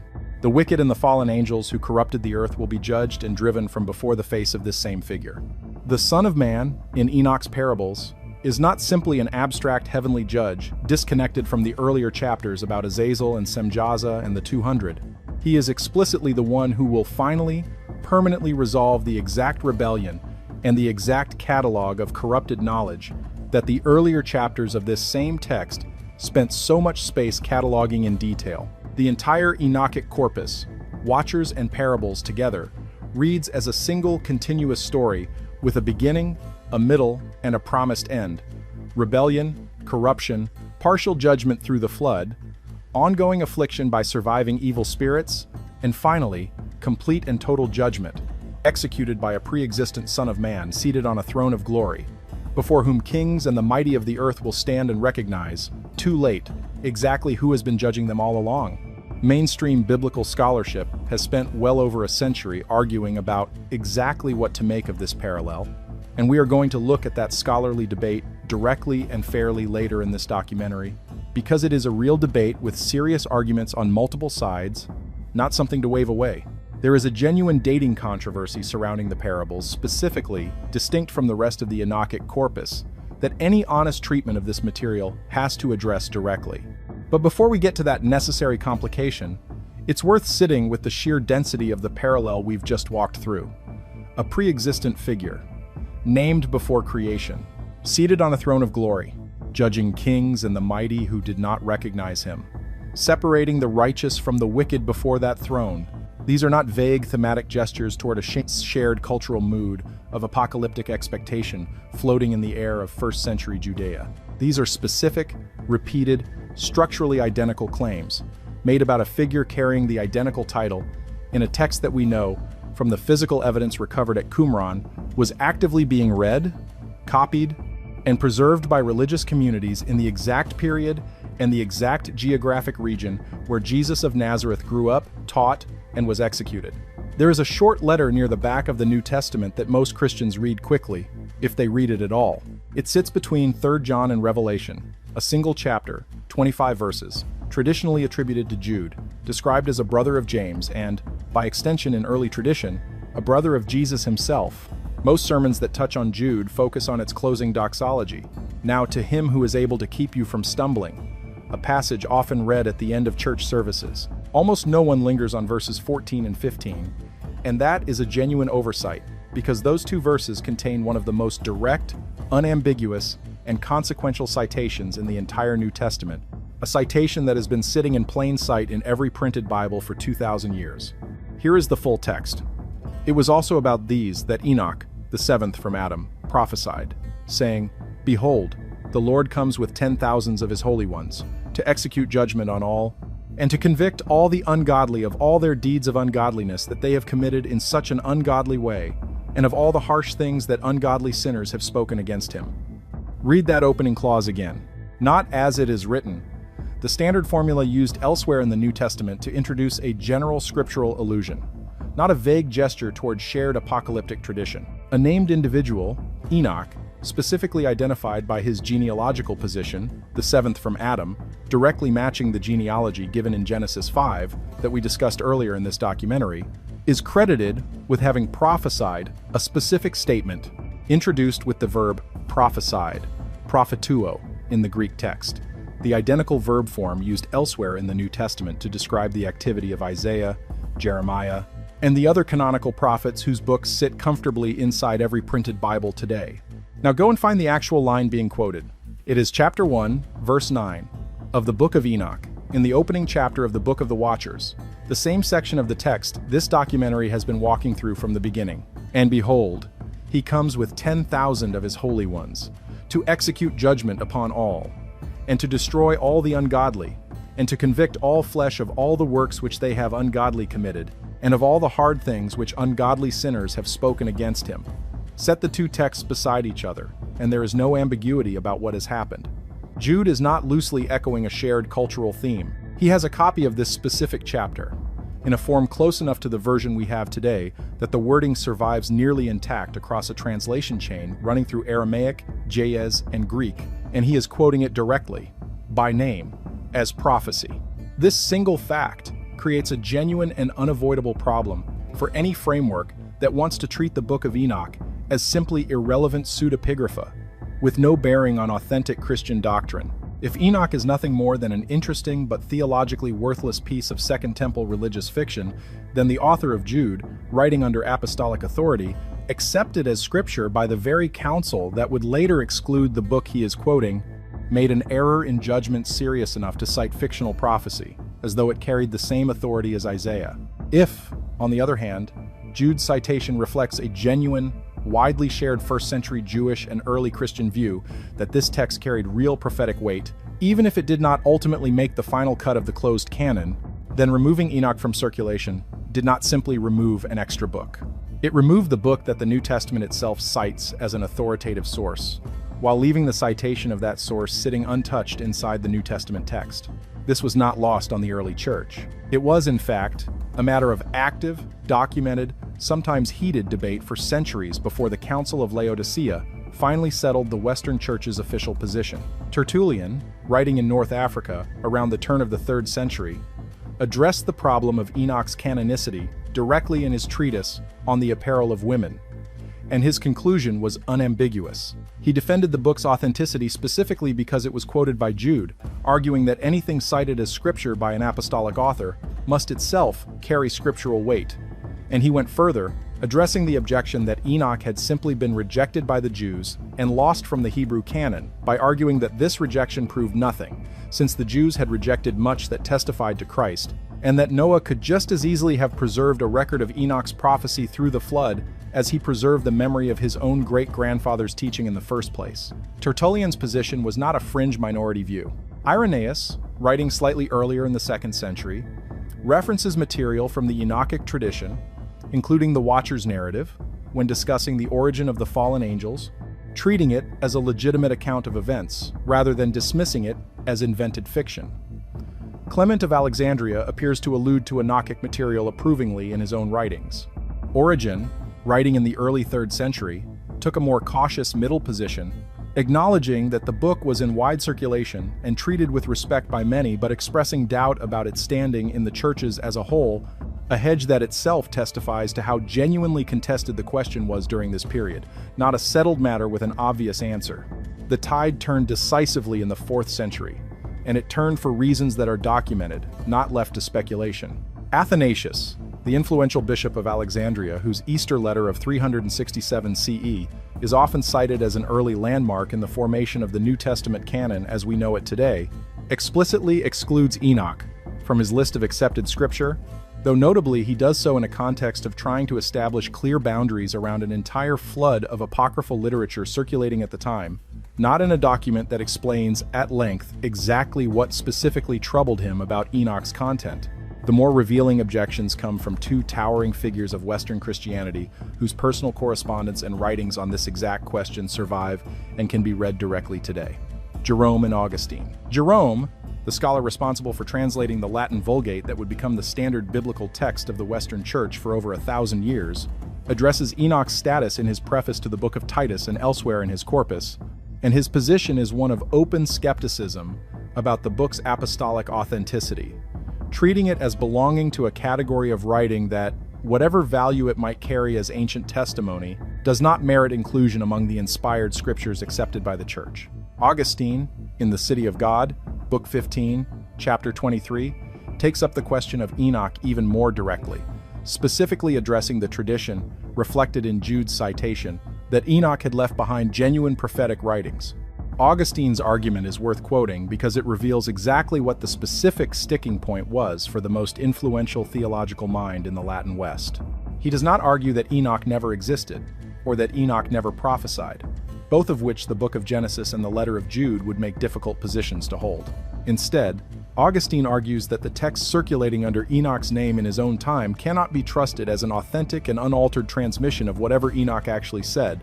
Given the vast span of time involved and the absence of a clear, verifiable chain of custody preserving the original words uncorrupted across so many centuries, and he further notes that its exclusion from the Hebrew canon accepted by the priests who preserved the Jewish scriptures counts heavily against treating it as authoritative, even while conceding that Jude's citation of Enoch's prophecy is not, in itself, false. Notice exactly where the argument lands, because it is more precise and more revealing than a simple accusation of forgery or fiction. Augustine is not saying Enoch's prophecy recorded in Jude is untrue. He is saying the full text in circulation cannot be verified as an unaltered, complete, and trustworthy transmission of that original prophecy across the centuries, separating Enoch's own time from the 4th century church, and on that basis of unreliable transmission and provenance, he counsels against granting it scriptural authority. This is a chain of custody argument. It is not, in Augustine's own words, a claim that the specific content Jude quotes is fabricated. And that is precisely the argument that the discovery of the Aramaic fragments at Qumran in 1947 was positioned to complicate in a way neither Augustine nor Jerome could have anticipated, because those fragments, dated by paleographic and radiocarbon analysis to the 2nd and 1st centuries before Christ, demonstrate that the core text of the Book of the Watchers, including the very passage Jude quotes in chapter 1, verse 9, was already in stable, circulating written form centuries before Augustine wrote his objection, hundreds of years closer to whatever original tradition existed than the 4th century manuscripts Augustine himself would have had access to. This is the exact moment in this documentary where the discussion needs to pause and take a breath, because we are now standing at the hinge point between two very different kinds of claims, and conflating them would do a disservice to how seriously this material deserves to be treated. On one side sits a documented historical fact. Jude quotes Enoch by name as prophecy, and that citation sits inside the New Testament canon today, uncontested, while the book it quotes was formally excluded. On the other side sits a genuinely contested scholarly question about dating, authorship, and the specific relationship between the different sections of the Enochic corpus and the New Testament writers who may or may not have drawn on them directly. We are going to walk through that second, more contested question with full honesty and full fairness in the sections ahead, because the argument of this documentary is only strengthened, not weakened, by taking the counter-evidence seriously rather than skating past it. The formal exclusion of Enoch from the Western Christian canon is usually traced to the Council of Laodicea, a regional synod of bishops that met in the Phrygian region of Asia Minor sometime in the 360s CE, most commonly dated to around 363 or 364. It is worth being precise about what this council actually was, because popular accounts sometimes inflate it into something grander than the historical record supports, and precision matters if this argument is going to hold up under scrutiny. Laodicea was not an ecumenical council on the scale of Nicaea, gathering bishops from across the entire Christian world under imperial sponsorship.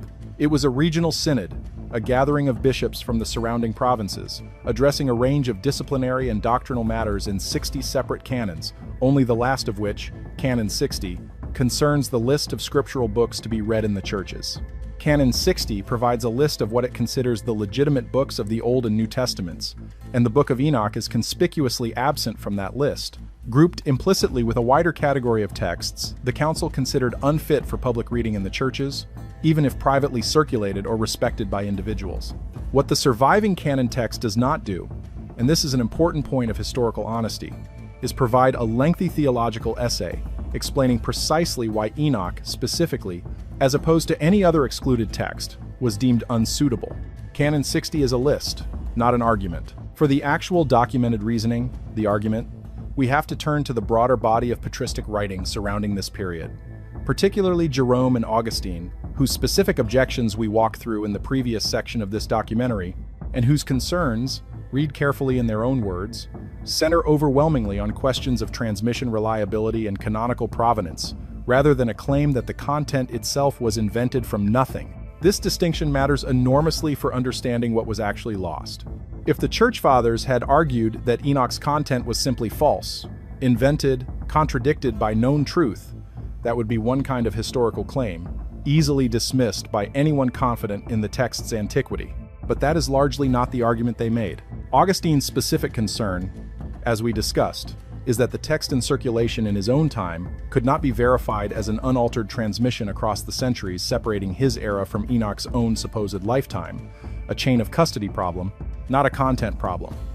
Jerome's skepticism operates along similar lines, questioning apostolic authorship and canonical status, rather than mounting a point-by-point refutation of specific claims within the text.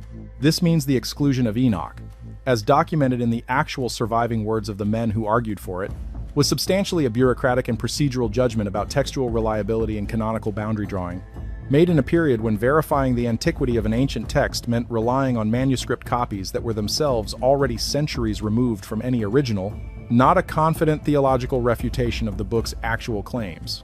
That distinction is precisely what the Dead Sea Scroll discoveries of 1947 onward were positioned to unsettle retroactively, more than 15 centuries after Augustine wrote his cautious hedge in the City of God. When Aramaic fragments of the Book of the Watchers, the astronomical book, the Book of Dreams, and the Epistle of Enoch turned up among the scrolls hidden in the caves above Qumran, paleographic dating placed several of these fragments in the 2nd and even 3rd centuries before Christ, meaning the core text of the Enochic corpus, including the exact passage in chapter 1 that Jude quotes directly in the New Testament, was demonstrably circulating in stable written form centuries before Augustine ever picked up a pen to write his skeptical assessment of its trustworthy transmission. The chain of custody problem that troubled Augustine so deeply turns out, on the physical evidence recovered from the Judean desert, to reach back far further and far more solidly than he had any way of knowing in the 4th century. He was working with the manuscript evidence available to him. We now have manuscript evidence he never saw, and it does not support the skepticism he expressed about the text's antiquity, however reasonable that skepticism sounded at the time he voiced it. It's worth being fair here to the strongest version of the position the early church actually held, because a documentary that only presents the case for taking Enoch seriously, without engaging honestly with why serious, careful, sincere Christian scholars across the 4th century concluded what they concluded, would not be doing this history justice. The men making these decisions were not acting in bad faith, and they were not simply suppressing an inconvenient truth out of institutional self-interest, at least not according to their own surviving words. They were wrestling, in good faith, with a genuinely difficult question that faces every ancient community trying to establish a fixed and trustworthy body of Scripture. How do you distinguish an authentic, ancient, prophetic tradition, worth preserving and teaching as authoritative, from a later, well-intentioned but ultimately non-apostolic elaboration, however beautiful or theologically rich that elaboration might be? That is a real question, and it does not have an easy answer even today, with far more manuscript evidence available than Augustine or Jerome ever possessed. The argument of this documentary is not that the men of Laodicea were villains conspiring to hide the truth. The argument is that the specific documented reasoning they left behind, chain of custody, apostolic authorship, canonical boundary drawing, has been substantially undercut by physical manuscript evidence discovered in the 20th century that none of them had access to, and that this discovery deserves far more attention from ordinary readers of Scripture than it currently receives. While the Western Church was formally settling this question through councils, correspondence, and the slow accumulation of majority scholarly opinion among the Latin Fathers, one branch of the Christian world simply never had the argument at all, because it had never accepted Rome's authority to settle it in the first place. The Ethiopian Orthodox Tewahedo Church, tracing its own Christian roots to the 4th century conversion of the Kingdom of Aksum, maintained a substantially larger scriptural canon than the Western churches from the very beginning. And the Book of Enoch, translated in full into the ancient liturgical language of Ge'ez, remained a fully canonical part of Ethiopian scripture without interruption, copied, preserved, and read continuously in Ethiopian monasteries for the entire 17 centuries, during which the book had effectively vanished from circulation everywhere else on Earth. This is not a minor historical footnote. It is the single reason the complete text of the Book of Enoch survives at all today, in a form scholars can study cover to cover, rather than existing only as the scattered, fragmentary Aramaic pieces recovered at Qumran, which cover perhaps 20% of the full text and are themselves damaged, incomplete, and scattered across dozens of separate manuscript fragments. The complete text, all 108 chapters across all 5 major sections, the Book of the Watchers, the Book of Parables, the Astronomical Book, the Book of Dreams, and the Epistle of Enoch, survives because Ethiopian monks kept copying it, generation after generation, in monasteries far outside the reach of any Western Council's authority. For the entire 17 centuries the West spent without it. Before we move on to the next teaching, stop for a second. What you just heard about the Council of Laodicea and the actual documented reasoning behind Enoch's removal is the part that changes everything. But it only makes sense when you see it written out next to the original jazz passage. The Council's own written reasoning. Augustine's exact chain of custody argument. It's all in the document linked below. Take 5 seconds right now, grab it, and then come back, because what comes next builds directly on it. The link is in the description. QR code is on your screen. The path that manuscript took from an Ethiopian monastery to a modern printed page most English readers can access is itself a remarkable piece of documented history.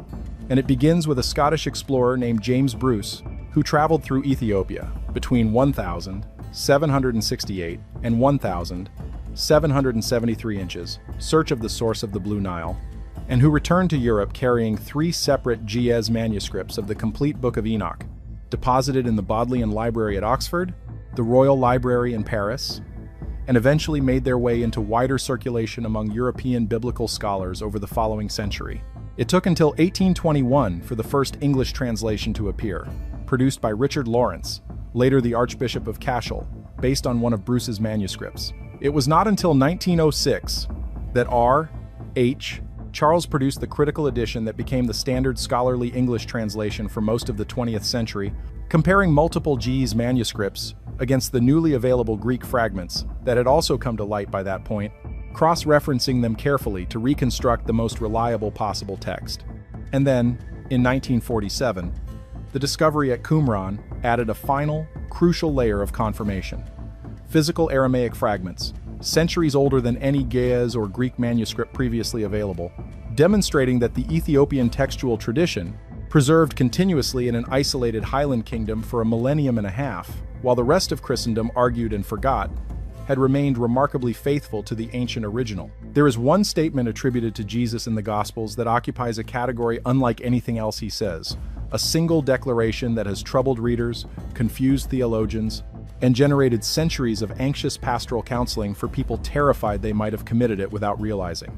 It appears in Mark chapter 3, in Matthew chapter 12, and in a related form in Luke chapter 12, following an episode in which religious leaders accused Jesus of casting out demons by the power of Beelzebul, the prince of demons, rather than by the power of God. Jesus responds to the accusation with a series of arguments about a divided kingdom not being able to stand, and then delivers this statement, quoted here from Mark. "Truly, I say to you, all sins will be forgiven the children of man, and whatever blasphemies they utter, but whoever blasphemes against the Holy Spirit never has forgiveness, but is guilty of an eternal sin." Matthew's version adds a specific clarifying contrast that makes the statement even sharper.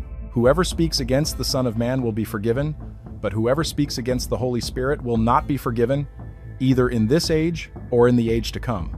This is, by any honest reading, a genuinely startling claim, and it stands apart from everything else Jesus says about sin and forgiveness across all 4 Gospels.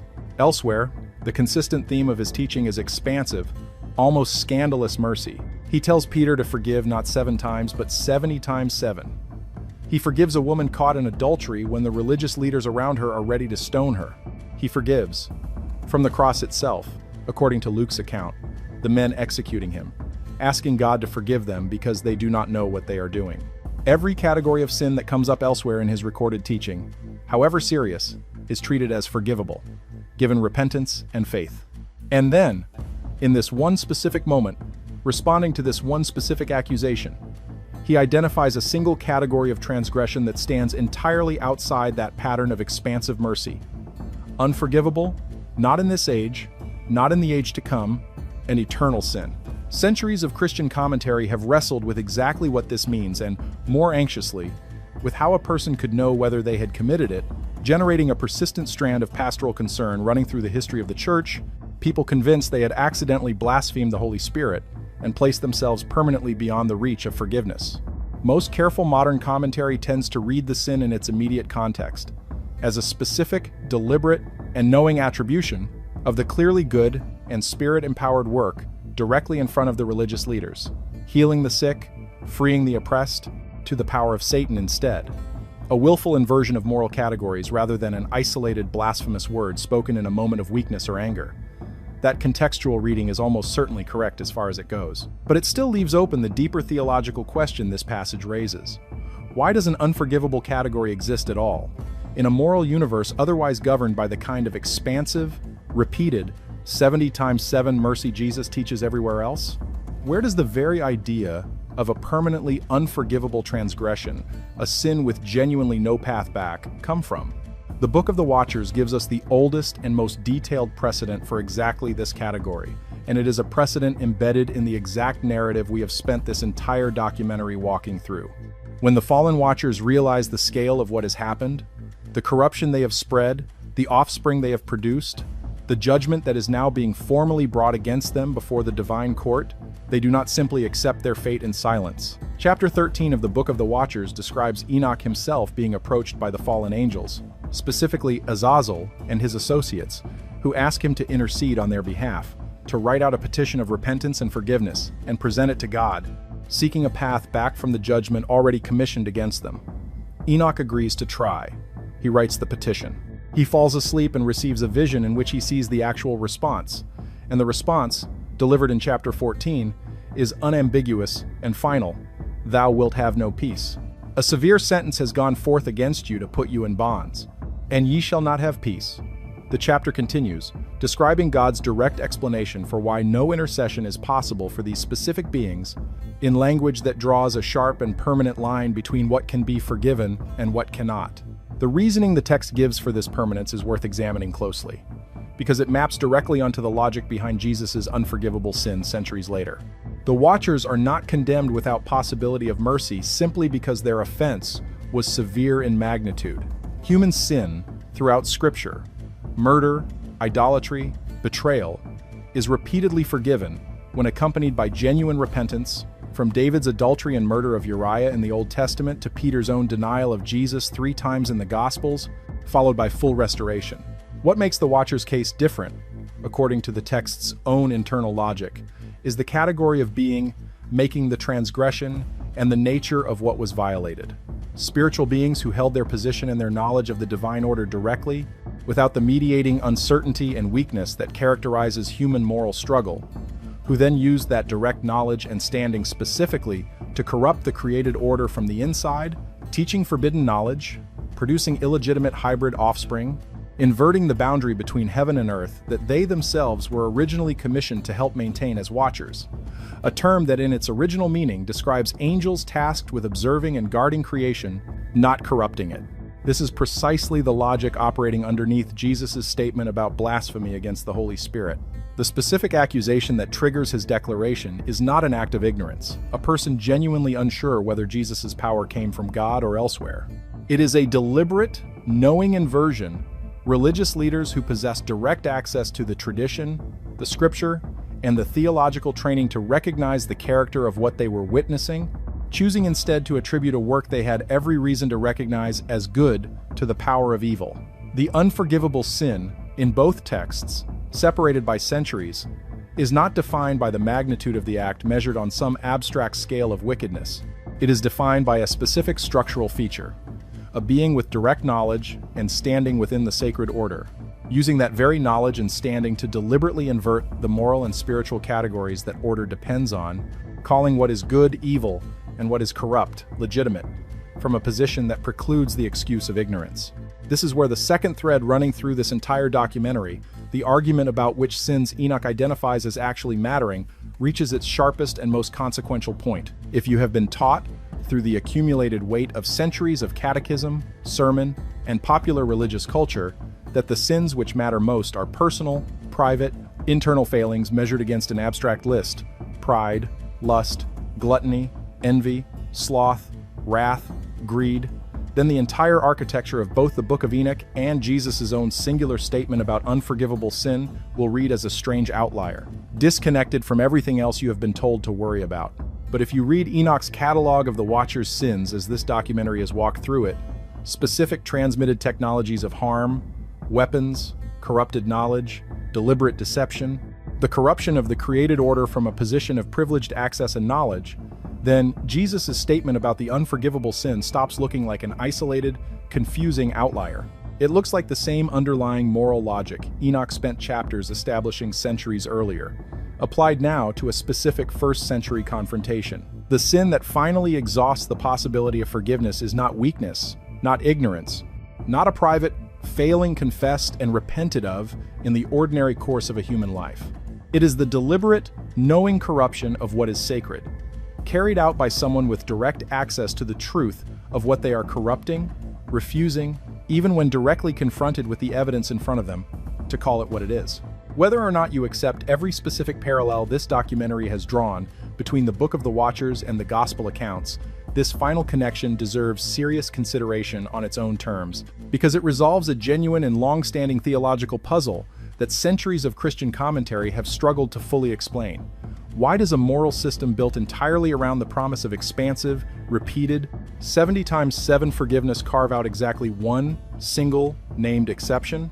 The Book of Enoch, written centuries before the Gospels, working through the exact same underlying moral architecture, gives us the oldest surviving articulation of why that exception exists, and why it applies specifically to those with the standing, the access, and the direct knowledge to know better, and who corrupt what they know regardless. Everything this documentary has presented so far deserves to be tested against the strongest version of the opposing scholarly position, stated completely and fairly, not reduced to a caricature that is easy to wave away.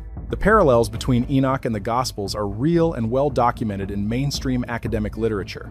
But the interpretation this documentary has offered, that these parallels represent something close to a direct dependency, with Enoch functioning as the missing manual that explains Jesus' own self-understanding, is not the consensus position among biblical scholars. And the reasons for that scholarly caution are substantive, not merely institutional reluctance to disturb settled doctrine. The single largest complication concerns the parables of Enoch specifically, the section containing the extended Son of Man material that this documentary has leaned on most heavily. Unlike the Book of the Watchers, the Astronomical Book, the Book of Dreams, and the Epistle of Enoch, all of which are confirmed by physical Aramaic fragments recovered at Qumran to have circulated in written form well before the Christian era, the parables section is conspicuously absent from the Dead Sea Scrolls entirely. Not a single fragment of the parables has ever been identified among the many Enochic manuscripts recovered from the Qumran caves, despite extensive searching and cataloging across more than 70 years of scholarship. This absence has led a significant number of serious scholars, going back to J.T. Millick's influential and controversial 1976 study of the Enochic fragments, to argue that the parables may be a later composition than the rest of the Enochic corpus, potentially dating from the late 1st century BCE at the earliest, and by some readings possibly even into the 1st century CE, which would place its composition close to, overlapping with, or in some proposed datings even after the ministry of Jesus himself, rather than safely centuries before it. If the parables were composed after or contemporaneously with the earliest Christian movement, the entire directional argument this documentary has made, that Jesus draws on a Son of Man tradition already established in Enoch, would need to be reconsidered, or at minimum, treated as running in a genuinely uncertain direction. It becomes possible, on this reading, that both traditions, Enochic Judaism and the earliest Christian movement, are independently drawing on a shared, wider apocalyptic vocabulary circulating in Second Temple Judaism generally, a pool of expectation and imagery about a coming heavenly judge built on Daniel's brief vision and elaborated separately by multiple communities, rather than one directly influencing the other in a single traceable line of transmission. Some scholars go further and suggest the causation might even run in the opposite direction from what this documentary has argued, with later editors of the Enochic parables tradition possibly aware of and responding to early Christian claims about Jesus rather than the reverse. This is a real complication, and it deserves to be stated as clearly and forcefully as the case scholars who hold this view would state it themselves. The absence of the parables from Qumran is a genuine data point, not something to be dismissed or explained away with a wave of the hand. It means the single strongest textual parallel this documentary has presented, the extended, pre-existent, throne-seated Son of Man of Enoch's parables, rests on a section of the text whose dating relative to Jesus' own ministry is not settled with the same confidence as the Book of the Watchers, which we can say with high confidence, backed by physical radiocarbon and paleographic dating of actual surviving fragments, was circulating in substantially its current form at least a century, and likely several centuries, before Jesus was born. There is a second complication worth stating honestly, concerning the broader question of whether Jude's citation and the wider early church debate we walked through actually supports the strong claim that Enoch functioned as scripture on par with Isaiah or the Psalms, rather than simply being widely read, respected, and occasionally quoted without being granted full canonical status. The majority scholarly position notes, correctly, that citing a text approvingly does not automatically confer canonical status on the entirety of that text. Paul, in Acts 17, quotes pagan Greek poets, including Epimenides and Aratus, approvingly in the course of his sermon at the Areopagus, without anyone concluding that this act of citation canonizes the entire body of Greek poetry from which those lines are drawn. Jude quoting a single striking prophetic line from Enoch is not, on this reading, equivalent to Jude endorsing the entire 108-chapter corpus, including its extensive angelology, its detailed astronomical calendar disputes, and its lengthy apocalyptic visions of world history, as inspired scripture in the full sense that term carries for the canonical prophets. This argument has real force, and it should be taken seriously rather than dismissed. It is entirely possible, on the evidence available, that Jude's generation of Jewish and early Christian readers held a more flexible view of authoritative religious literature than later. More rigid canonical categories would suggest, treating certain texts as valuable, striking, worth quoting and drawing upon, without necessarily placing them in the exact same category of binding doctrinal authority as the Torah or the major prophets.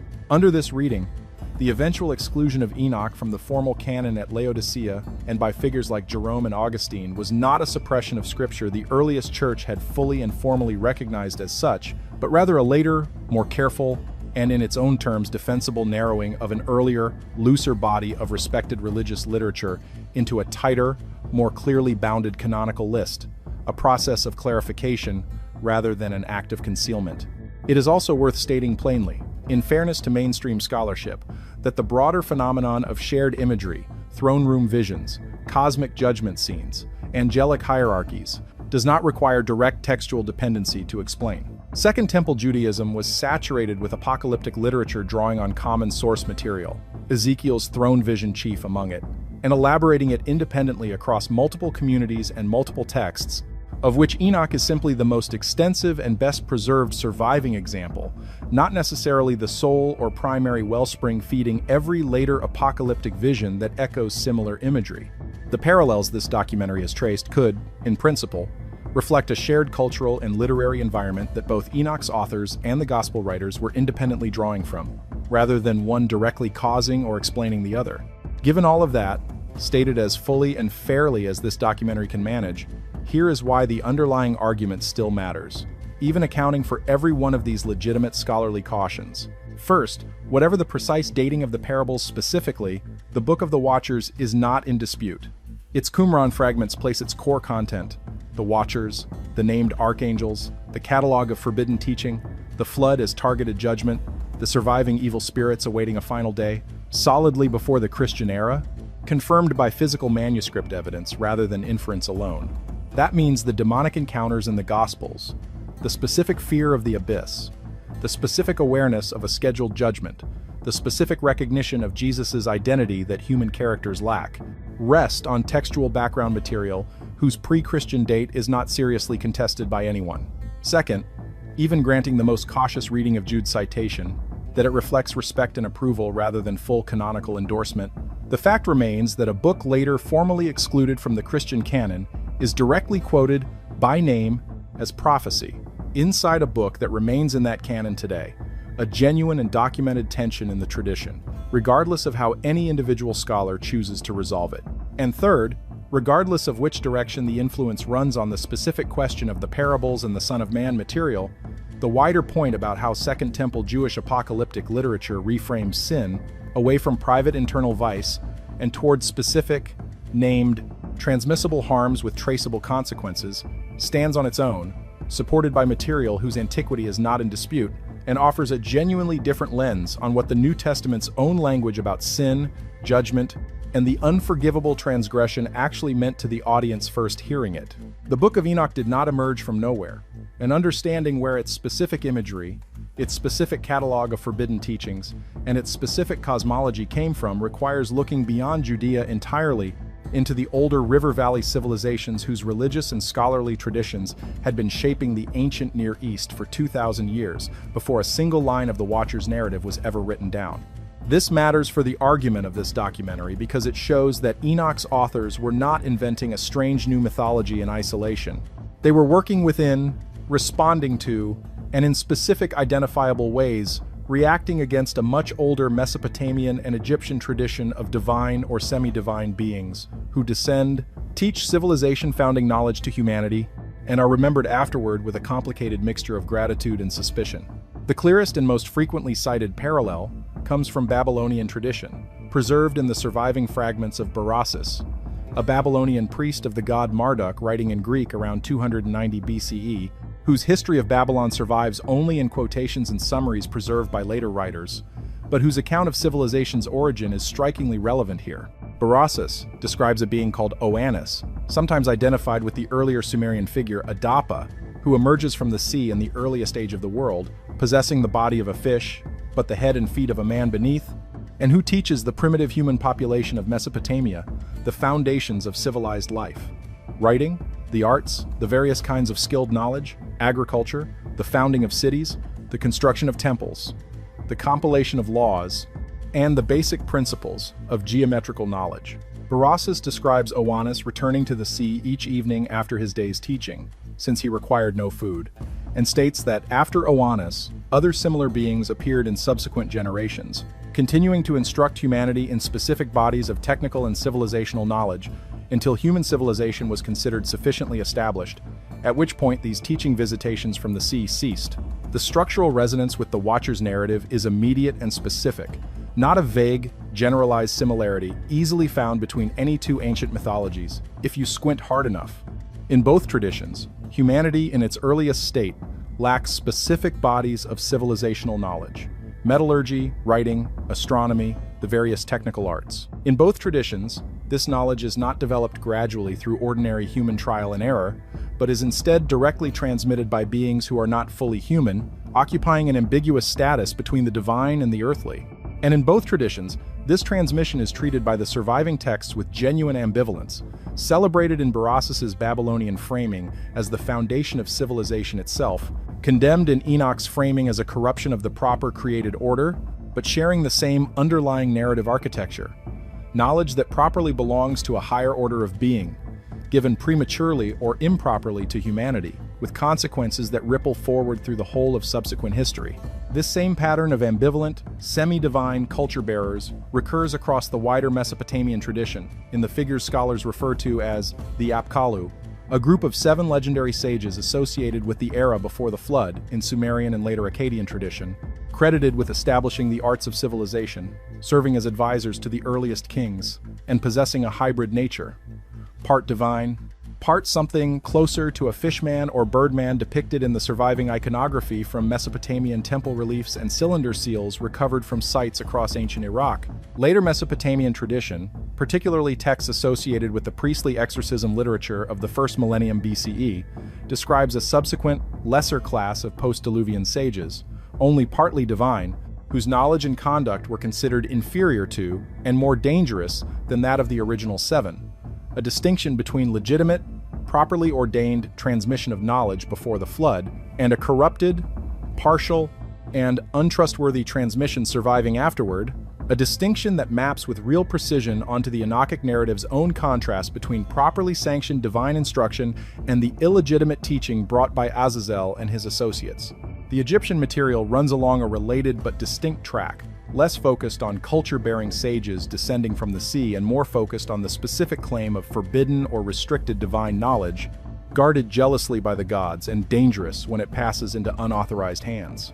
Egyptian magical and religious texts, across multiple periods, repeatedly emphasize the danger of sacred names and words of power falling into the wrong hands, a concern reflected in the genre of restricted texts kept within temple libraries, accessible only to initiated priests, explicitly because the knowledge they contained was considered too potent and too easily misused for general circulation. The Egyptian tradition surrounding the god Thoth, credited as the inventor of writing, mathematics, and the sacred sciences, similarly carries an undercurrent of ambivalence. Writing itself, in the famous account preserved by Plato in the Phaedrus, drawing on Egyptian tradition, is presented not simply as a straightforward gift, but as a technology whose effects on human memory and understanding were genuinely disputed even among those who received it, a technology whose introduction into the world changed something fundamental about how humans related to their own knowledge, for better and for worse simultaneously. Given this wider ancient Near Eastern background, the Book of Enoch's catalog of the Watcher's teaching reads less like an isolated invention specific to a narrow Jewish sectarian community, and more like a deliberate, pointed engagement with a much older and more widely shared regional tradition about the ambivalent origin of civilization's technical knowledge, reframed through a specifically Israelite theological lens. Where Berossus's Babylonian tradition can present Owanis's teaching straightforwardly as a civilizational gift, and where Egyptian tradition holds a more ambivalent but still largely positive view of Thoth's sacred knowledge properly guarded within temple walls, the authors of the Book of the Watchers take the same basic narrative shape.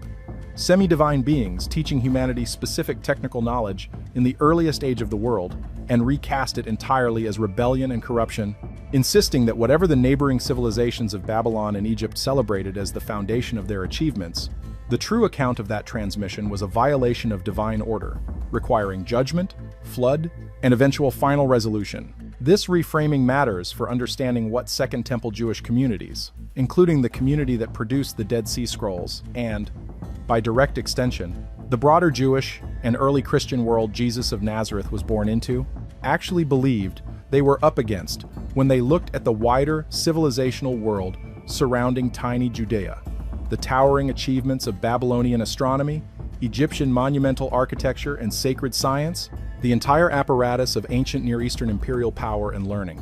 The Book of the Watchers offers, in effect, a theological explanation for why those civilizations, for all their genuine technical brilliance, were understood within this tradition as fundamentally compromised, built in part on a foundation of illegitimately transmitted knowledge, teaching that originated not from proper divine instruction, sanctioned in the manner Genesis describes God instructing Adam, but from a rebellion whose specific participants, specific teachings, and specific consequences this text catalogs in exhaustive, named detail.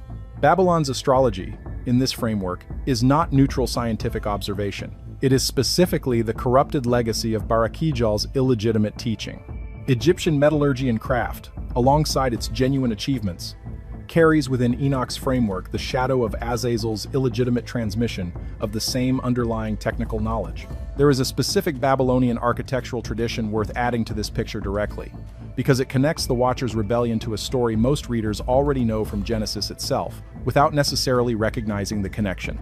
Genesis 11 describes the builders of Babel attempting to construct a tower reaching to the heavens, an ambition God specifically frustrates by confusing their language and scattering them across the earth.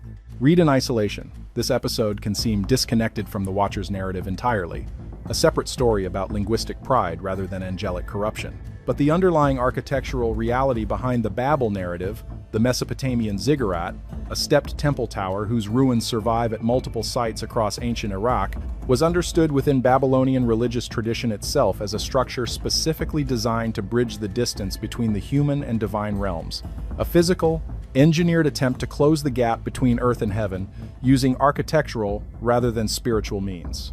The famous ziggurat of Marduk at Babylon, known to the Babylonians themselves as Etemenanki, a name commonly translated as the foundation of heaven and earth, stood as the most prominent surviving example of this architectural tradition well into the Persian and Hellenistic periods, and would have been a familiar landmark to any Judean exile living in Babylon during the 6th century BCE, including, quite plausibly, the earliest tradents responsible for shaping the biblical text as we now have it. Read against the Watcher's narrative. The Tower of Babel episode takes on an added dimension, where the Watcher's narrative describes angelic beings crossing the boundary between heaven and earth downward, descending to corrupt humanity with illegitimate knowledge.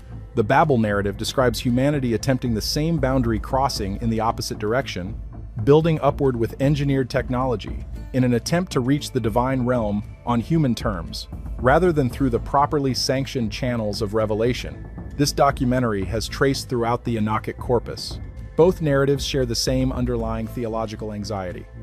The boundary between heaven and earth is not meant to be crossed by unauthorized means, whether that crossing moves downward through illegitimate angelic teaching or upward through unauthorized human engineering, and both crossings, in their respective biblical accounts, receive the same fundamental response: direct divine intervention that frustrates the attempt and disperses or judges those responsible. The Babylonian ziggurat tradition, celebrated within Babylon's own religious self-understanding as a legitimate technology for honoring and approaching the gods, receives the same reframing in Genesis and, by extension, in the wider Enochic tradition, that this documentary has already traced regarding Babylonian astrology and Egyptian sacred craft, an achievement the surrounding civilizations celebrated as legitimate and impressive, recast within the Judean apocalyptic tradition as evidence of a deeper illegitimacy in how that achievement was pursued and what it represented.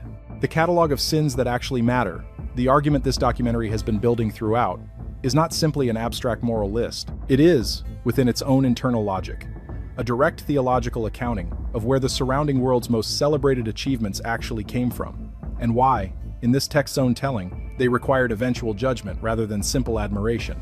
There is a section of the Enochic corpus this documentary has not yet discussed in detail, and it is, in some ways, the strangest section of the entire book to modern readers, because it contains almost none of the vivid apocalyptic imagery that dominates the Watcher's narrative or the parables. It is called the Astronomical Book, sometimes referred to in scholarship by its Ethiopic name, and it consists largely of detailed, technical, almost tediously precise descriptions of the movement of the sun and moon across the sky, the mechanics of a 364-day solar calendar, and the specific gates through which the sun and moon are described as rising and setting throughout the year. Chapters 72 through 82 of the compiled text are given over almost entirely to this material, presented as revealed directly to Enoch by the archangel Uriel, whose specific domain, in contrast to Raphael's healing and Michael's judgment, is described as governing the luminaries of heaven. This section matters enormously for two reasons that connect directly back to the central arguments of this documentary. First, fragments of the astronomical book found among the Qumran scrolls are, by most scholarly assessment, among the very oldest sections of the entire Enochic corpus, with some scholars dating the core material as far back as the 4th or even 5th century BCE, placing it as one of the earliest surviving pieces of Jewish apocalyptic literature altogether, older than the Watcher's narrative itself, in some scholarly reconstructions. This detail matters for the credibility of everything else this documentary has argued, because it demonstrates that the broader Enochic tradition of revealed heavenly knowledge, delivered by named angels to a human visionary, has deep, genuinely ancient roots within Second Temple Judaism, not a late invention retrofitted to explain gospel material after the fact. Second, and more directly relevant to the Babylonian connection this documentary raised in the previous section, the astronomical and calendrical material in this text sits in direct, documented tension with the far more sophisticated lunar solar calendar systems developed by Babylonian astronomers whose observational astronomy, preserved in cuneiform tablets recovered from sites across ancient Mesopotamia, represents one of the most precise and mathematically advanced achievements of the ancient world, tracking lunar cycles, eclipse prediction, and planetary movement with an accuracy that would not be matched in the Western world for well over a millennium. The community that produced and preserved the astronomical book, closely associated with the same broader movement that produced the Qumran scrolls, insisted instead on a fixed 364-day solar calendar, deliberately organized into 52 exact weeks, explicitly rejecting the lunar-adjusted calendar that had become standard in the wider Jewish world by the time of the Second Temple, a calendar itself heavily influenced by centuries of Babylonian astronomical practice absorbed during and after the Babylonian exile. This was not an abstract technical dispute of interest only to specialists. In the specific religious and political context of Second Temple Judaism, calendar determined the correct dates for every major religious festival, every Sabbath observance, every temple sacrifice. A community keeping a different calendar than the officially sanctioned Jerusalem priesthood was, in effect, keeping a different religious reality entirely, observing its holy days on different dates than everyone around it, a serious and consequential form of sectarian separation, not a minor scheduling quibble.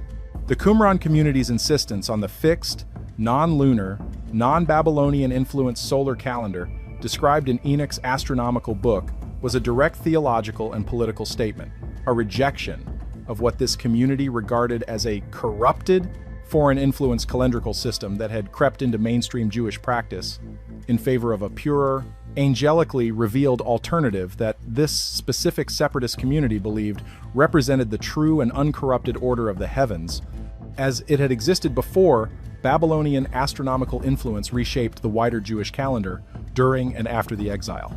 Read against this background the astronomical book's insistence on precise, revealed, angel-taught calendrical knowledge takes on a sharper meaning within the wider argument of this documentary about legitimate versus illegitimate transmission of knowledge. Where the Watcher's narrative condemns Barakajal's teaching of astrology, understood as the divinatory reading of stars for manipulation and personal gain, the astronomical book simultaneously insists that proper, legitimate astronomical knowledge, the precise, mathematically ordered movement of the sun and moon through their appointed gates, is not merely acceptable but positively revealed by a righteous archangel, Uriel. Specifically to correct and supersede the corrupted, Babylonian-influenced calendrical practice that this community believed had infiltrated the wider Jewish religious establishment. The book draws an explicit line between two categories of astronomical and cosmological knowledge that, to outside eyes, might look superficially similar, tracking the movement of heavenly bodies, but which this text insists are fundamentally, morally, and theologically distinct.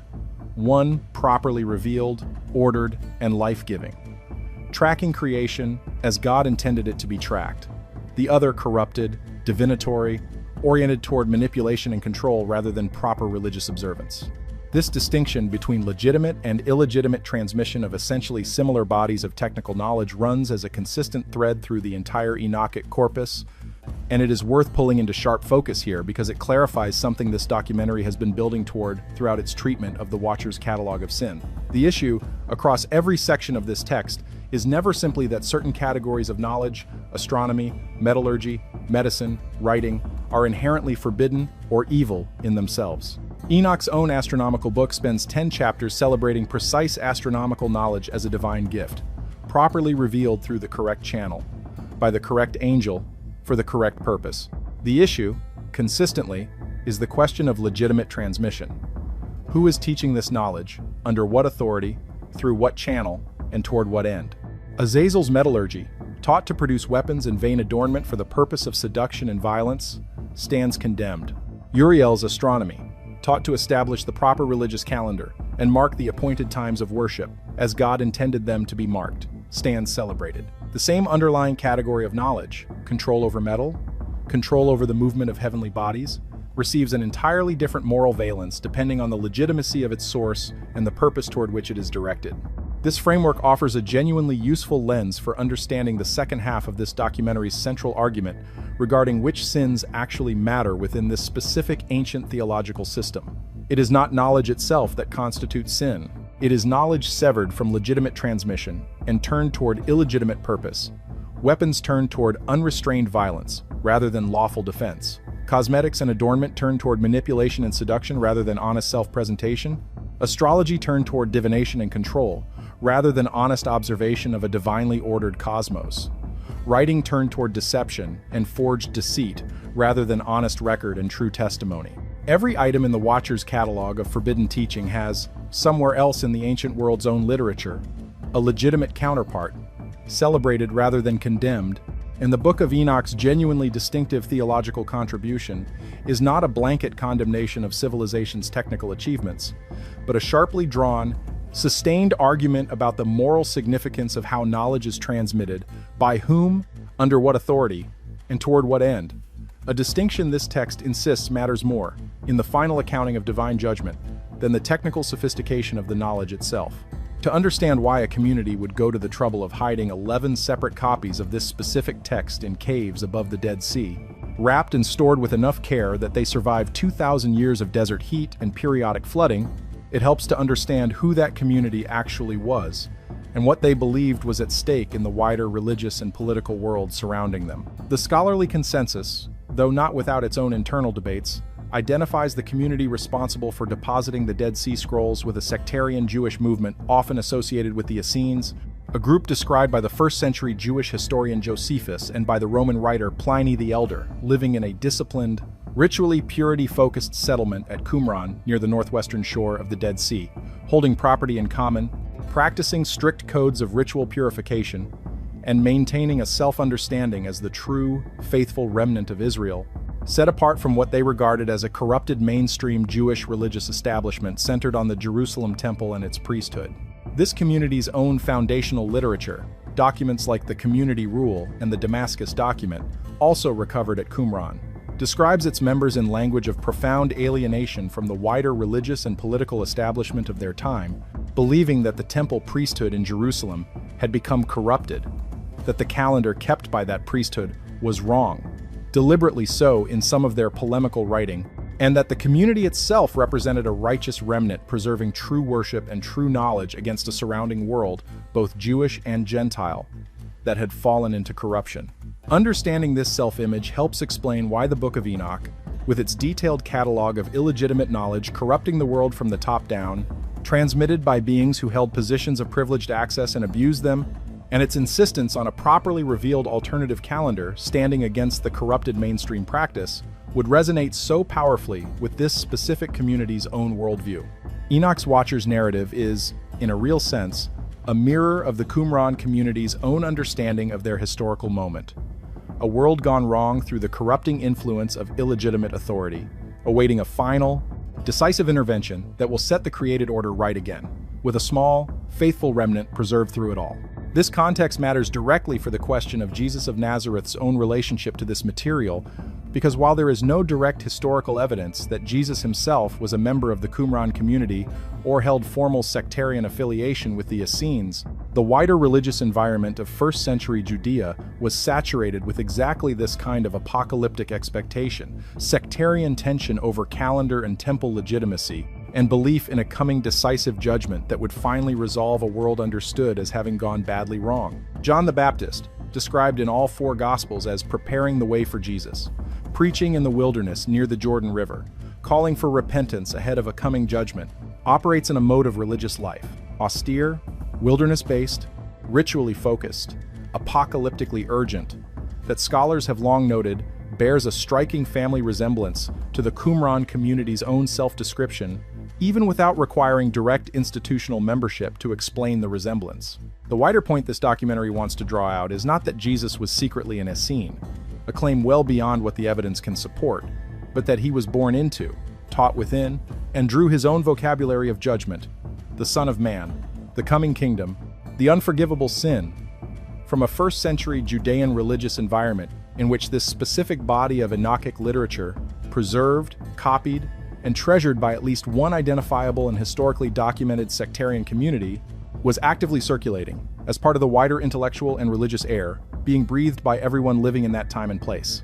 Essene, Pharisee, ordinary villager, and itinerant teacher alike. It is worth stating directly here, something that connects back to the earlier discussion of Egyptian and Babylonian religious literature, because the pattern of restricted, carefully guarded religious knowledge, transmitted only to the properly initiated, is not unique to Qumran or to Second Temple Judaism generally. The Egyptian temple tradition maintained an elaborate hierarchy of restricted religious texts, some inscribed on temple walls in areas accessible only to initiated priests, others preserved in temple libraries under similarly restricted access, precisely because certain categories of religious and cosmological knowledge were considered too potent, too easily misused, or simply too sacred for uncontrolled general circulation. The famous Egyptian Book of the Dead, widely known today through its presence in museum collections and popular culture, was itself originally a restricted funerary text, its specific spells and formulas intended to guide the properly prepared and properly initiated soul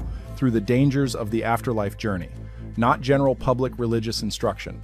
Babylonian scholarly and priestly literature followed a similar pattern, with the most technically sophisticated astronomical, astrological, and ritual texts restricted to trained scribes attached to specific temple institutions, their knowledge considered dangerous and destabilizing if it circulated too widely among the untrained. The Qumran community's careful preservation of the Enochic corpus, hidden in sealed jars in remote desert caves, specifically to protect it from destruction during the turbulent final years of the Jewish revolt against Rome in the late 1st century CE, fits this same ancient Near Eastern pattern of treating certain categories of religious knowledge as valuable enough to protect at significant cost and effort, but also sensitive enough to require careful, restricted transmission rather than open, uncontrolled circulation. This is worth holding in mind as this documentary turns, in its final sections, toward the broader question of why the Western Christian Church, centuries later, made the specific choice it made regarding Enoch's canonical status. Because the pattern of restricted versus open transmission of powerful religious knowledge is not something the 4th century Church Fathers invented from nothing. It is a pattern with deep roots across the entire ancient Near Eastern religious world, from Egyptian temple libraries, to Babylonian scribal schools, to the sectarian caves above the Dead Sea, in which the question of who gets access to which category of sacred knowledge, and under what conditions, was never treated as a neutral or trivial matter, but as a decision carrying real theological and even political weight. There is a specific detail from the Qumran material worth adding here, because it demonstrates something important about how seriously this community took the specific content of Enoch's catalog of forbidden teaching, rather than treating the Watcher's narrative as simply an interesting ancient story with no bearing on contemporary practice. The Community Rule, one of the foundational documents governing life at Qumran, contains detailed regulations concerning the proper conduct of community members, and scholars studying these regulations alongside the Enochic material recovered at the same site have noted specific points of contact. Prohibitions and warnings against exactly the kinds of practices Enoch's Watchers are blamed for introducing, particular concerns about deceptive speech, about improper use of oaths, about the corrupting influence of illegitimate knowledge acquired outside sanctioned channels. This is not a community reading Enoch's catalog of the Watcher's sins as ancient mythology with no contemporary relevance. This is a community organizing its own daily conduct, its own internal discipline, directly around the specific categories of transgression that text identifies as having corrupted the antediluvian world, treating the ancient catalog as a living guide to the specific dangers still present in their own 1st century religious environment. The exact environment in which Jesus of Nazareth was also, at the very same historical moment, beginning his own public ministry. Earlier in this documentary, when we walked through Enoch's chapter 14 vision of the heavenly throne room, the crystal house, the wheels of fire, the throne appearing like ice and shining sun, we noted briefly that this imagery did not originate with Enoch, and does not end with Enoch either. It sits in the middle of a much longer chain of visionary literature, stretching from one of the most detailed and strange prophetic visions in the Hebrew Bible, through Enoch's own elaboration, and finally into the last book of the New Testament, a chain worth tracing carefully now, because it demonstrates something important about how this specific body of imagery was understood and transmitted across Jewish and early Christian tradition, and why removing the middle link of that chain leaves modern readers with two disconnected bookends whose relationship to each other becomes far harder to see. The prophet Ezekiel, writing among the Judean exiles in Babylon in the 6th century BCE, opens his book with a vision unlike anything else in the Hebrew prophetic tradition up to that point. Chapter 1 describes a great cloud with fire flashing forth continually, and out of the fire, 4 living creatures, each with 4 faces and 4 wings, their feet like the sole of a calf's foot, sparkling like burnished bronze. Beside each creature, wheels, described with a phrase that has entered common English usage almost entirely detached from its biblical origin. A wheel within a wheel, their rims full of eyes all around. Above the creatures, a expanse like awe-inspiring crystal, and above that expanse, a throne with the appearance of sapphire, and seated above the throne, a figure with the appearance of a man, but with brightness all around like the appearance of a rainbow in the clouds on a rainy day. Ezekiel's careful qualifying language throughout this passage, the appearance of, like the appearance of, repeated again and again, signals a visionary struggling at the very edge of what ordinary language can convey, describing something that exceeds direct description and can only be approached through repeated approximation. This vision established, for the entire subsequent tradition of Jewish and Christian apocalyptic literature, a recognizable visual vocabulary for describing an encounter with the direct presence of God, wheels, fire, crystal, living creatures, a throne whose appearance shifts and shimmers rather than sitting as a static, easily described object. When the author of the Book of the Watchers composed Enoch's own throne room vision in chapter 14, centuries after Ezekiel, he was not inventing new imagery from nothing. He was working within an already established visionary tradition, elaborating and extending Ezekiel's basic vocabulary. The crystal house, described in far more architectural detail than Ezekiel provides. Complete with a floor of snow and a ceiling like the path of the stars and lightning, the throne described specifically as having the appearance of ice, with wheels like the shining sun, cherubim surrounding it, fire issuing from beneath it. Enoch's version is, in a real sense, a deliberate expansion and architectural elaboration of Ezekiel's compressed, breathless original vision, providing narrative detail, a floor plan, an entry sequence that Ezekiel's own account never attempts to supply. And then, centuries later still, when John of Patmos composed the Book of Revelation, likely in the final decade of the 1st century CE, the same visionary architecture appears for a third time, now folded into explicitly Christian apocalyptic material that made it into every printed Bible circulated today. Revelation chapter 4 describes John being taken up in the Spirit to see a throne set in heaven, and one seated on the throne with an appearance like jasper and carnelian, and around the throne a rainbow with the appearance of an emerald, and from the throne flashes of lightning, and rumblings and peals of thunder, and before the throne something like a sea of glass, like crystal, and around the throne 4 living creatures, full of eyes in front and behind, one like a lion, one like an ox, one with the face of a man, one like an eagle in flight. The specific details have shifted somewhat from both Ezekiel and Enoch. The 4 creatures now explicitly assign specific animal faces, rather than each creature possessing all 4 faces simultaneously as in Ezekiel, but the underlying architecture, the throne, the surrounding living creatures full of eyes, the crystal or glass expanse, the flashing fire and lightning, is unmistakably the same visionary tradition running through all 3 texts in an unbroken chain. This matters directly for the argument of this documentary because it demonstrates, with concrete textual evidence rather than speculation, that the removal of the Book of Enoch from the Christian canon did not simply remove an isolated, self-contained text with no connective tissue to the rest of Scripture. It removed the middle link in a documented 3-part visionary tradition, leaving modern readers with Ezekiel's vision at one end and Revelation's vision at the other, related to each other clearly enough that any careful reader notices the resemblance, but with the specific text that shows the actual mechanics of how that visionary tradition developed, elaborated, and was transmitted across the intervening centuries, no longer available in the canon to consult directly. A reader today who notices the resemblance between Ezekiel 1 and Revelation 4, and there have been such readers across the whole of Christian history, has no easy way to trace exactly how that visionary vocabulary traveled across the roughly 6 centuries separating the 2 texts, because the text that would show that transmission in detailed, elaborated form sits outside the canon, unfamiliar to all but specialists. There is a further detail worth adding here, because it strengthens the case that this transmission was not merely a loose, coincidental similarity, but a genuine, traceable, literary dependency.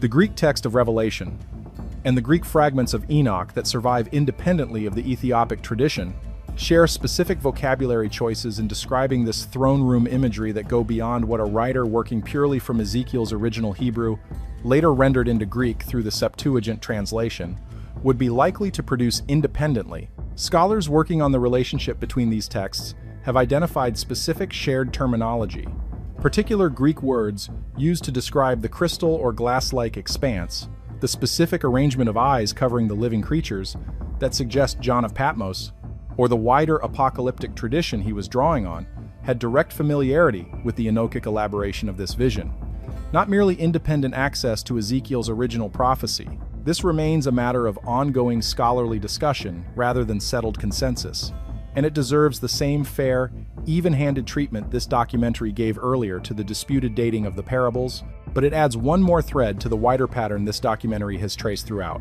Specific, traceable, textually documented connections between the Book of Enoch and material that made it into the final Christian canon, connections that become far harder for an ordinary reader to notice or investigate once the connecting text itself has been removed from general circulation for the better part of 2,000 years. This same 3-part chain, Ezekiel to Enoch to Revelation, offers a useful model for understanding the wider argument this entire documentary has been building, because it demonstrates in miniature exactly the kind of loss this documentary has been describing throughout.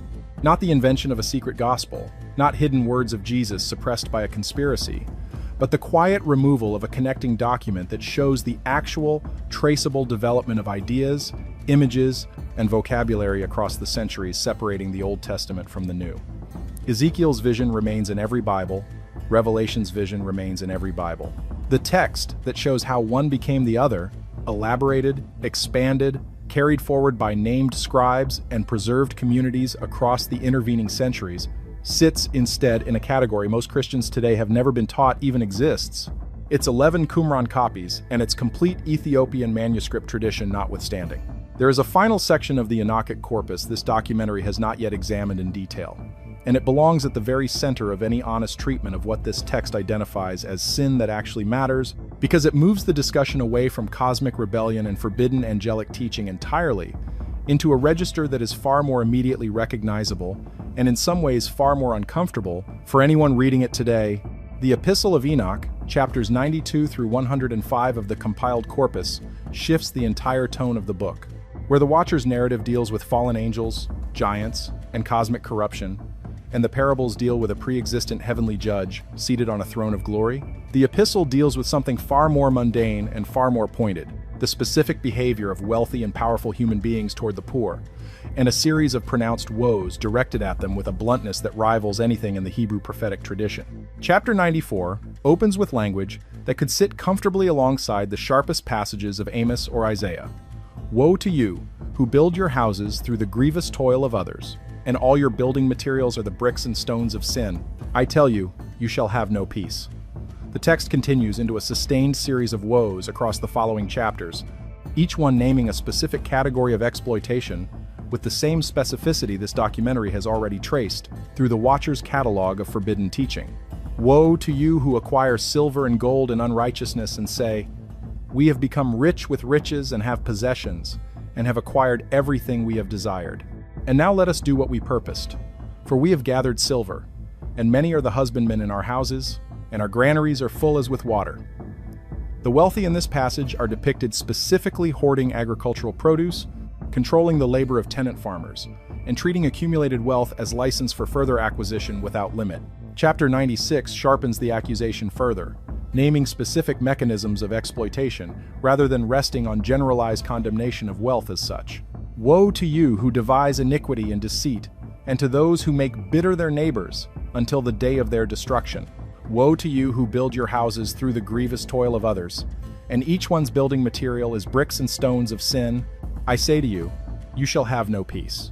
Chapter 97 continues, addressing directly those who eat the finest of the wheat and drink wine to the full while trampling the lowly with their power, condemning specifically the practice of accumulating land and wealth through the impoverishment of others, and warning that the destruction of the wicked wealthy is imminent, that their gold and silver will not be able to redeem them from judgment. The final chapters of the epistle, chapters 98 through 104, continue in this register at length, addressing sinners who write false words, who alter the words of truth, who cause others to stumble through deceit, who oppress and afflict the righteous poor and take their possessions, and who claim that no account will ever be demanded of them for how they lived.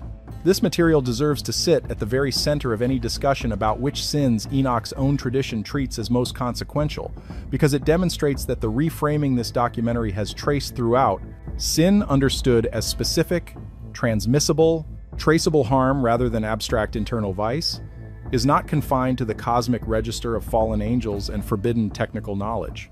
It extends directly into economic and social behavior among ordinary human beings living within a functioning, if corrupted, social order. The wealthy landowner who accumulates grain while tenant farmers starve, the merchant who alters weights and measures, the powerful figure who writes false legal documents to dispossess the poor of their inherited land, these are treated with the exact same specificity, the exact same naming of concrete mechanism and consequence that the Watcher's narrative applies to Azazel's teaching of weapons, or Semjaza's teaching of sorcery. Economic exploitation, in this text's own moral accounting, belongs in the same category of consequential sin as cosmic rebellion against the created order. Not a lesser, more mundane concern set apart from the book's central theological drama, but a direct continuation of it, playing out now among ordinary human beings rather than fallen angels. This connects with real specificity to how Jesus of Nazareth's own recorded teaching handles similar material, and the parallel deserves to be drawn out directly rather than left implicit. The Gospel of Luke, in particular, preserves an extended block of teaching, traditionally called the Sermon on the Plain in chapter 6, that pairs the familiar Beatitudes, "Blessed are the poor," "Blessed are those who hunger," with a set of corresponding woes, rarely discussed with the same frequency in popular preaching. "But woe to you who are rich, for you have received your consolation. Woe to you who are full now, for you shall hunger. Woe to you who laugh now, for you shall mourn and weep." The structural pairing of blessing and woe addressed specifically to economic categories, the poor contrasted directly with the rich, the hungry contrasted directly with the full, tracks closely with the Epistle of Enoch's own structural pattern of extended woes directed at the specific mechanisms of wealth accumulation and exploitation of the poor. Both texts share a consistent theological logic. Present economic status is not a reliable indicator of present divine favor, and the specific behaviors that produce and maintain unjust wealth, exploitation of labor, deceit in transactions, hoarding of resources while others starve, carry direct and specific consequences in the coming judgment, a reversal in which the currently comfortable and currently afflicted will find their positions inverted. The wider parable material in the Gospels extends this same theme with striking consistency. The parable of the rich fool in Luke 12, a wealthy landowner who builds bigger barns to store his abundant harvest and tells himself he can now relax, eat, drink, and be merry, only to have his life demanded of him that very night, echoes almost precisely the specific accusation the Epistle of Enoch levels against those who fill their granaries and declare themselves secure in their accumulated wealth. The parable of the rich man and Lazarus in Luke 16, in which a wealthy man who ignored a poor beggar at his gate during his lifetime finds their positions reversed after death, the poor man comforted and the rich man in torment, operates on the exact same theological logic the Epistle of Enoch articulates across its extended series of woes. Present wealth accumulated through indifference to or active exploitation of the poor carries a specific, traceable, and eventually inescapable consequence, regardless of how secure and untouchable that wealth appears to be in the present moment. This is worth holding directly alongside the argument this documentary made earlier about the unforgivable sin, because it clarifies and completes the picture this documentary has been building throughout regarding what Enoch's tradition and Jesus' own recorded teaching drawing on the same broader theological world actually treats as the sins that matter most. It is not primarily a catalog of private, internal states to be measured against an abstract virtue list, disconnected from any concrete external harm. It is a catalog of specific, traceable acts and their specific, traceable consequences. Cosmic rebellion that corrupts the created order through illegitimately transmitted knowledge, deliberate and knowing inversion of sacred truth by those with direct access to it, and economic exploitation that enriches the powerful specifically through the impoverishment and suffering of those who lack the power to resist it. Three distinct registers, cosmic, spiritual, and economic, unified by the same underlying moral logic, running through every section of the Enochic corpus, and echoed with real specificity throughout the recorded teaching of Jesus of Nazareth himself. Sin as concrete, consequential harm done by identifiable agents, to identifiable victims, carrying specific and eventually unavoidable consequences, rather than sin as a private, internal, abstract failing measured against a checklist detached from any question of who was actually harmed and how. One more section of the Enochic corpus deserves careful attention before this documentary turns to its closing argument, because it demonstrates something about how seriously this ancient tradition took the project of understanding history as a single, coherent, morally ordered narrative, running from creation to final judgment, with every intervening event serving a specific place within that larger structure. The Book of Dreams, chapters 83 through 90 of the compiled corpus, contains two visionary sequences attributed to Enoch, the second and by far the longer of which, chapters 85 through 90. Scholars refer to as the animal apocalypse, a sweeping symbolic retelling of the entire sweep of biblical history, from Adam through what scholars date as the Maccabean revolt of the 2nd century BCE, with every major human figure and nation represented as a specific animal. The device is worth explaining briefly, because its consistency across such an enormous span of narrated history is itself a remarkable literary achievement. Adam appears as a white bull. Seth, similarly righteous, also a white bull.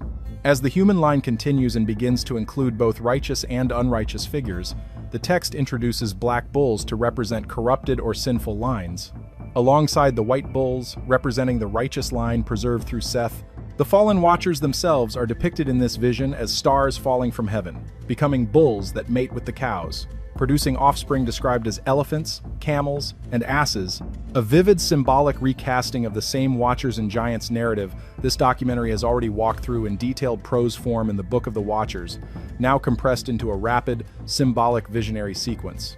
Noah appears as a white bull who becomes a man, building a vessel that preserves the righteous line through the flood, described symbolically as a great flood of water covering the earth. The vision continues forward through the entire subsequent history of Israel, with Abraham, Isaac, and Jacob appearing as white bulls, and later, as the narrative reaches the Exodus and beyond, the symbolic vocabulary shifts again, with Israel represented as sheep, and the surrounding hostile nations represented as wolves, wild boars, and various birds of prey, a sustained pastoral metaphor tracking Israel's history of oppression under successive empires, Egyptian, Babylonian, and eventually the Hellenistic kingdoms that followed Alexander's conquests. Moses appears as a sheep who becomes a man, leading the flock out of Egyptian bondage. The text traces the period of the Judges, the united monarchy under David and Solomon, the division of the kingdom, the Assyrian and Babylonian destructions, and the return from exile, all rendered through this same consistent animal symbolism, a compressed, coded retelling of the entire biblical historical narrative, running in parallel to the actual books of Genesis through the historical books, but reframed entirely as a single, unbroken drama of the righteous flock's endurance against a succession of predatory oppressors. What makes this section particularly significant for the argument of this documentary is where the vision ultimately terminates. The animal apocalypse does not stop at some safely distant point in the ancient past. It continues forward through the period of Persian and Greek domination following the exile, and scholars have identified specific, detailed correspondences between the text's symbolic description of events in its final chapters and the actual documented history of the Maccabean revolt against the Seleucid Greek Empire in the 160s BCE, including what many scholars read as a specific symbolic reference to Judas Maccabeus himself, depicted as a ram with a great horn who leads the righteous sheep in successful resistance against the birds of prey that have been afflicting them. This detail allows scholars to date this specific section of the Enochic corpus with unusual precision, placing its final composition in the years immediately surrounding the Maccabean revolt, meaning this section of the text was being written and circulated at almost exactly the moment the events it describes were actually happening, a genuinely contemporary piece of theological history writing rather than a later retrospective composition.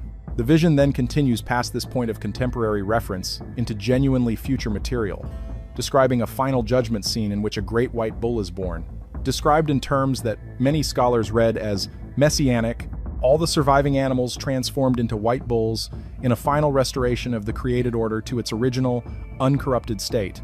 Echoing back to Adam and Seth at the very beginning of the vision, the entire arc of human history read as a single closed narrative, running from an original righteous state, through corruption introduced by the Watchers, through a long history of oppression and partial restoration, toward a final, complete restoration in which the corruption introduced at the very beginning of the narrative is entirely and permanently undone. This structure matters directly for understanding the wider argument this documentary has built throughout, because it demonstrates that the authors and preservers of the Enochic tradition understood their own historical moment, including events happening in genuine, contemporary, documented history like the Maccabean revolt, as directly continuous with and theologically inseparable from the ancient cosmic drama of the Watchers' rebellion described in the earliest sections of the corpus. This was never, for this tradition, an abstract mythological story confined to the distant past with no bearing on present experience.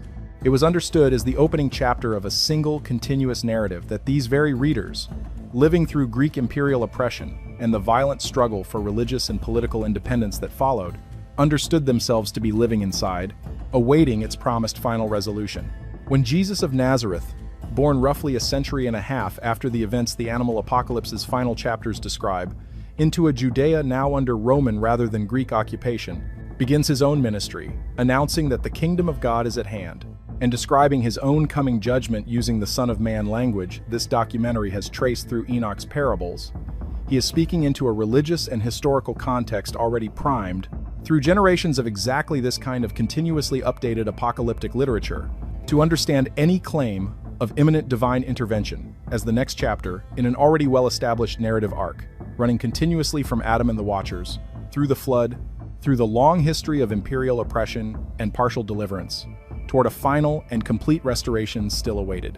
This is the environment this documentary has been describing throughout, not a vague, generalized apocalyptic mood floating loosely in the cultural air of first-century Judea, but a specific, textually documented, continuously updated literary and theological tradition, actively read, copied, expanded, and applied to contemporary events by identifiable religious communities across multiple centuries, running in an unbroken line from the earliest sections of the Book of the Watchers, through the animal apocalypse's near-contemporary treatment of the Maccabean revolt, arriving finally at the specific first-century context in which Jesus of Nazareth was born, taught, and was crucified, and in which the earliest Christian movement first began articulating its own claims about who he was and what his death and resurrection meant, using vocabulary, titles, and cosmological assumptions that this same tradition had spent centuries developing, refining, and preserving. It is worth noting, in closing this particular strand of the argument, that none of this required the wider Jewish or early Christian world to treat Babylon or Egypt as monolithically or simplistically evil.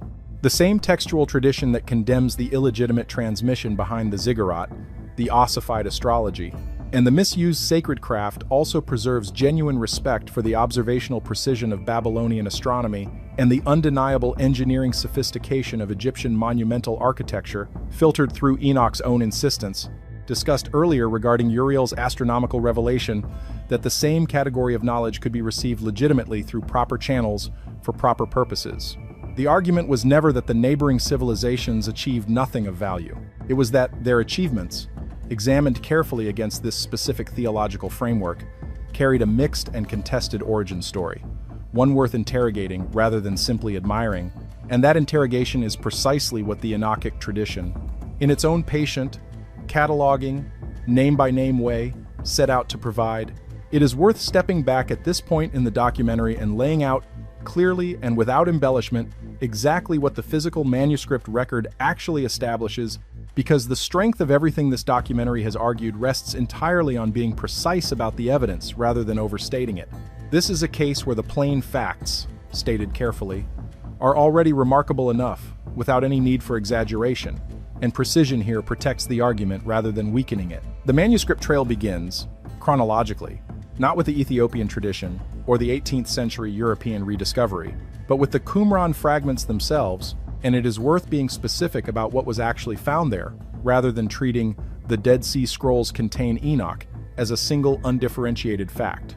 Cave 4, at Qumran, excavated and catalogued primarily through the 1950s, yielded fragments from at least 11 separate manuscripts containing portions of the Enochic corpus, written in Aramaic, the everyday spoken language of Second Temple Judea, rather than the more formal Hebrew used for much of the Hebrew Bible itself, a detail scholars read as consistent with the text's own internal claims to represent a very early tradition, since Aramaic was already established as the vernacular of the region well before Hebrew ceased to be a widely spoken daily language. These 11 manuscripts do not represent 11 complete copies of the entire Enochic corpus. They represent, collectively, fragments covering the Book of the Watchers, the astronomical book, the Book of Dreams, and the Epistle of Enoch. In varying states of completeness, some manuscripts preserving only a handful of verses, others preserving more substantial continuous passages. The scholar most responsible for the initial cataloging and publication of these fragments was the French Dominican priest and Qumran specialist Joseph Milik, whose 1,976 volume, The Books of Enoch, Aramaic Fragments of Qumran Cave 4, remains the foundational scholarly publication on this material, providing transcriptions, translations, and detailed paleographic dating analysis for every fragment recovered. It is Milik's own paleographic analysis, based on the specific style and formation of the Aramaic letters used in each fragment, cross-referenced against other securely dated Aramaic manuscripts from the same general period, that produced the now widely cited dating range, placing the oldest astronomical book fragments as early as the late 3rd or early 2nd century BCE, and the Book of the Watchers fragments somewhat later but still solidly within the 2nd century BCE, centuries before the birth of Jesus, It is important to state plainly that this paleographic dating method, while broadly accepted and widely used across the field of ancient manuscript studies, carries its own margin of uncertainty, generally understood by specialists to be within a range of several decades to perhaps a century in either direction, rather than offering the kind of precision a modern reader might associate with a directly dated document.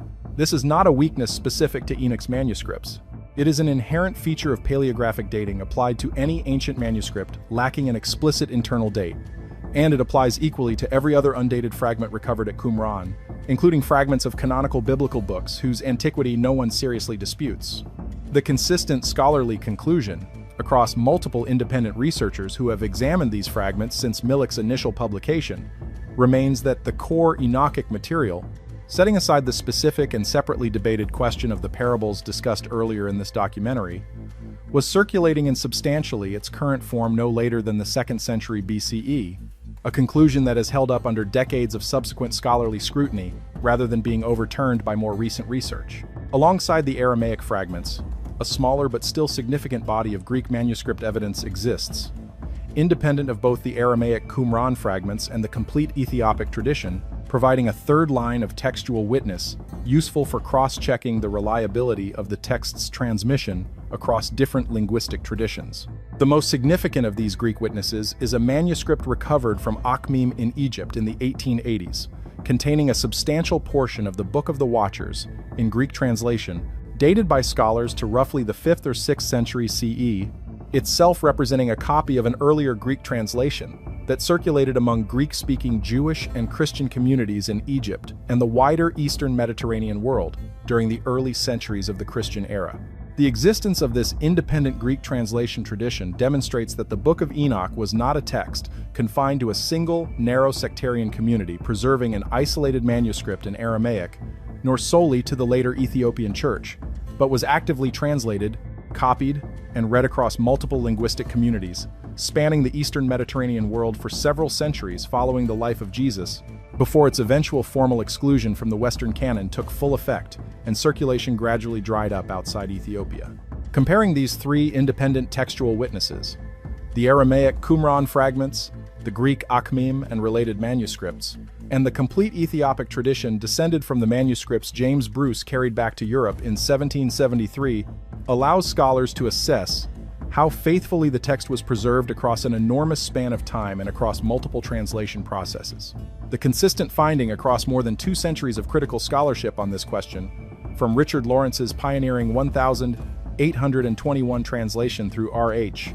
Charles's foundational 1,906 critical addition to the more recent and highly regarded translations produced by George Nicholsburg and James Vanderkam in the early 21st century, is that the Ethiopic tradition, despite representing by far the latest and most geographically distant copies in the chain, preserves the underlying text with a degree of fidelity that surprised early scholars who initially expected the isolated Ethiopian transmission to have drifted substantially from the original over so many centuries of copying, where the Aramaic and Greek fragments overlap with corresponding passages in the Ethiopic text.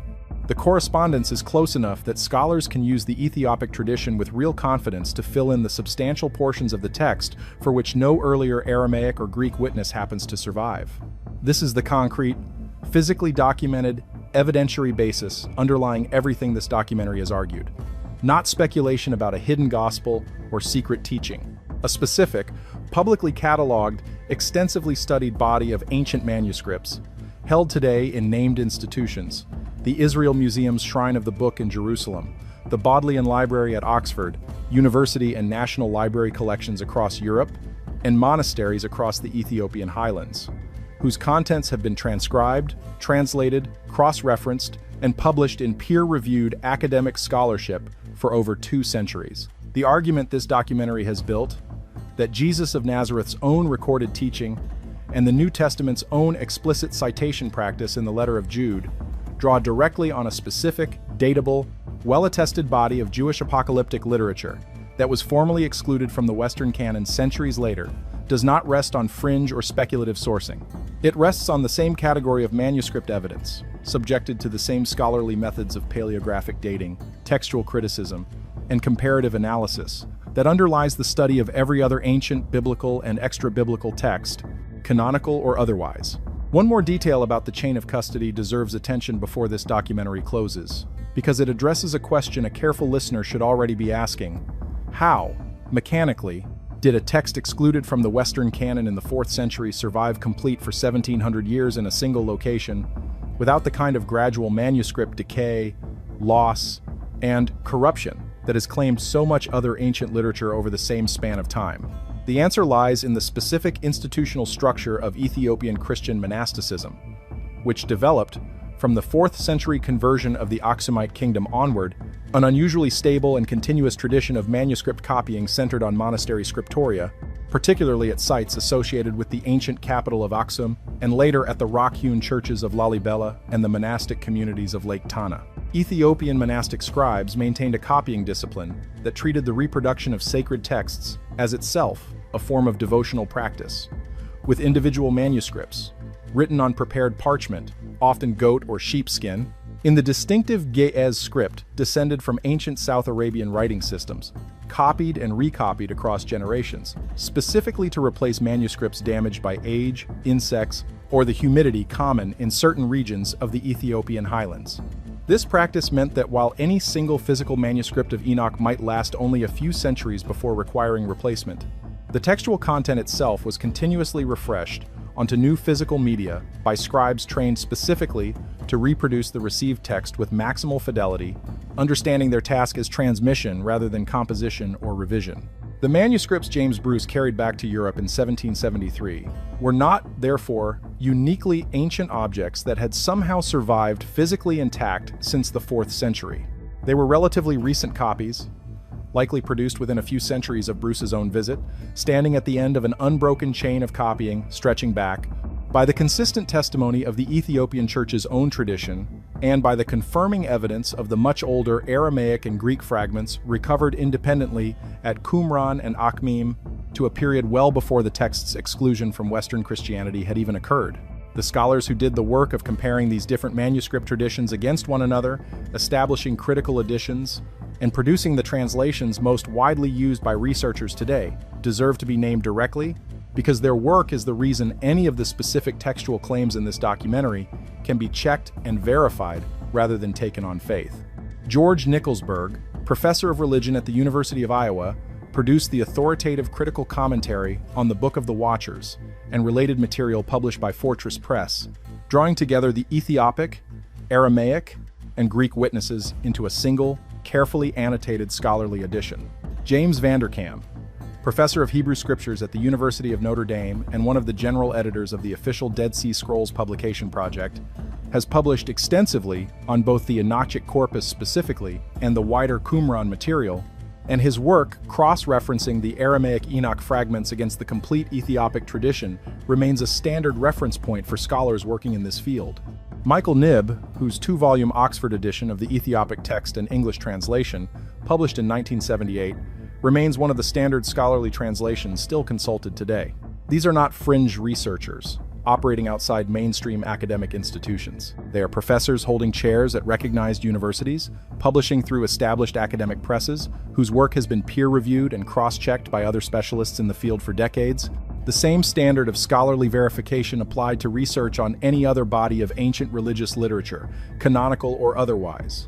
It is time now to bring together the two threads this documentary has been tracing since its opening minutes, because they were never actually separate arguments running in parallel. They converge, and they converge specifically at the figure of the Son of Man seated on his throne of glory, judging kings and the mighty of the earth, which is the single image this entire body of literature keeps returning to as its final resolution, the point toward which both threads have been moving all along. The first thread concerned what this documentary called the hidden teachings of Jesus, the argument that Enoch's cosmology, the Watchers, the coming judgment, the pre-existent Son of Man, forms the actual conceptual background against which Jesus' own recorded teaching in the Gospels becomes fully legible, rather than a set of vague spiritual assertions floating free of any specific tradition. We trace this through Jude's direct citation of Enoch as prophecy, through the specific fear the Gospel demons express toward the abyss, through the extended parallel between Enoch's parables and Jesus' own throne of glory language in Matthew 25, and through the throne room visionary tradition connecting Ezekiel, Enoch, and revelation into a single, documented chain. The honest scholarly complications around this thread, particularly the disputed dating of the parables and the absence of that specific section from the Qumran fragments, were presented fully and fairly because the argument does not require overstating the evidence to remain significant. Even granting every reasonable scholarly caution, the Book of the Watchers alone, whose pre-Christian dating is not seriously disputed by anyone, establishes a documented cosmological background, evil spirits, a scheduled judgment, a specific place of confinement called the abyss, that the gospel writers assume their audience already understands without needing to explain it, and that background exists nowhere else in the canonical Old Testament in anything like this specific, developed form. The second thread concerned what this documentary called the sins that actually matter, the argument that Enoch's catalog of forbidden knowledge, weapons, cosmetics used for manipulation, sorcery, corrupted astrology, deceptive writing, abortive practices, and its extended series of woes against economic exploitation of the poor reframes sin away from the abstracted, internalized vice list that later Christian tradition, particularly through the medieval systematization of the 7 deadly sins, would come to emphasize, and towards something closer to a legal indictment. Specific harmful acts transmitted by named agents through identifiable channels, producing traceable consequences for identifiable victims.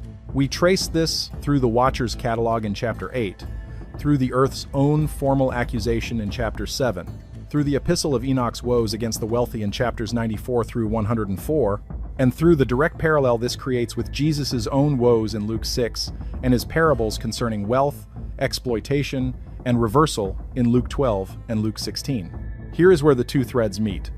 The Son of Man, in Enoch's parables, is not simply a heavenly figure possessing abstract divine authority in some general sense. His specific function, the reason his throne of glory matters at all within this tradition's own internal logic, is that he is the one who finally executes judgment against exactly the two categories of sin this documentary has spent its entire second half cataloging: the cosmic corruption introduced by the Watchers, and the economic and social exploitation practiced by the wealthy and powerful against the poor. Chapter 62 of the parables describes the kings and the mighty of the earth standing before this throne, recognizing too late the identity of the one who judges them, and the specific language used to describe their crime is not vague. It describes those who possess the earth and who have denied the Lord of Spirits, who trusted in their power and their wealth, and did not recognize the source of their authority or the limits it carried. This is not an abstract cosmic drama disconnected from the economic material in the epistle. It is the same drama, the same tradition, the same author or authors working within a single continuous theological system, arriving at its resolution.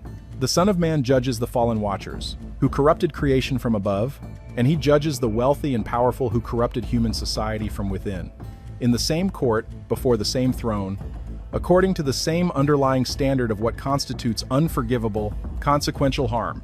This is why Jesus of Nazareth's own choice to describe himself, again and again, using this exact title, carries the weight it carries. When he stands before the religious authorities of his own day, individuals who occupied exactly the kind of privileged, knowledge-holding position this documentary has repeatedly identified as the specific marker of the unforgivable sin, direct access to sacred truth deliberately inverted rather than honestly applied, and declares himself to be this figure, the Son of Man, who will one day sit on the throne of glory and judge the very people currently judging him. He is not reaching for a vague, generically impressive title borrowed loosely from apocalyptic atmosphere. He is making an extremely specific claim, using an extremely specific and already well-developed body of tradition, that the final judgment this same tradition has been describing across centuries of continuously updated apocalyptic literature, from the Watcher's binding, through the animal apocalypse's vision of history, through the epistle's woes against the wealthy, through the parable's throne of glory imagery, has now arrived in his own person, at this specific moment, in this specific place. And this is also, finally, why the removal of this text from general circulation mattered in a way that goes well beyond the simple loss of an interesting piece of ancient literature. It did not simply remove color and texture from the background of the New Testament. It removed the specific, load-bearing conceptual framework that both explains why certain of Jesus' most distinctive claims, the Son of Man title, the specific unforgivable sin, the specific fear the demons express, would have carried the exact weight and meaning they carried to a first-century Judean audience already saturated in this tradition, and reframes what this same tradition treats as the sins that will actually be judged, not primarily private, internal, unspecified moral failing, but specific, nameable, traceable harm, the corruption of the created order through illegitimately transmitted power, and the corruption of human society through the deliberate exploitation of those without power to resist it.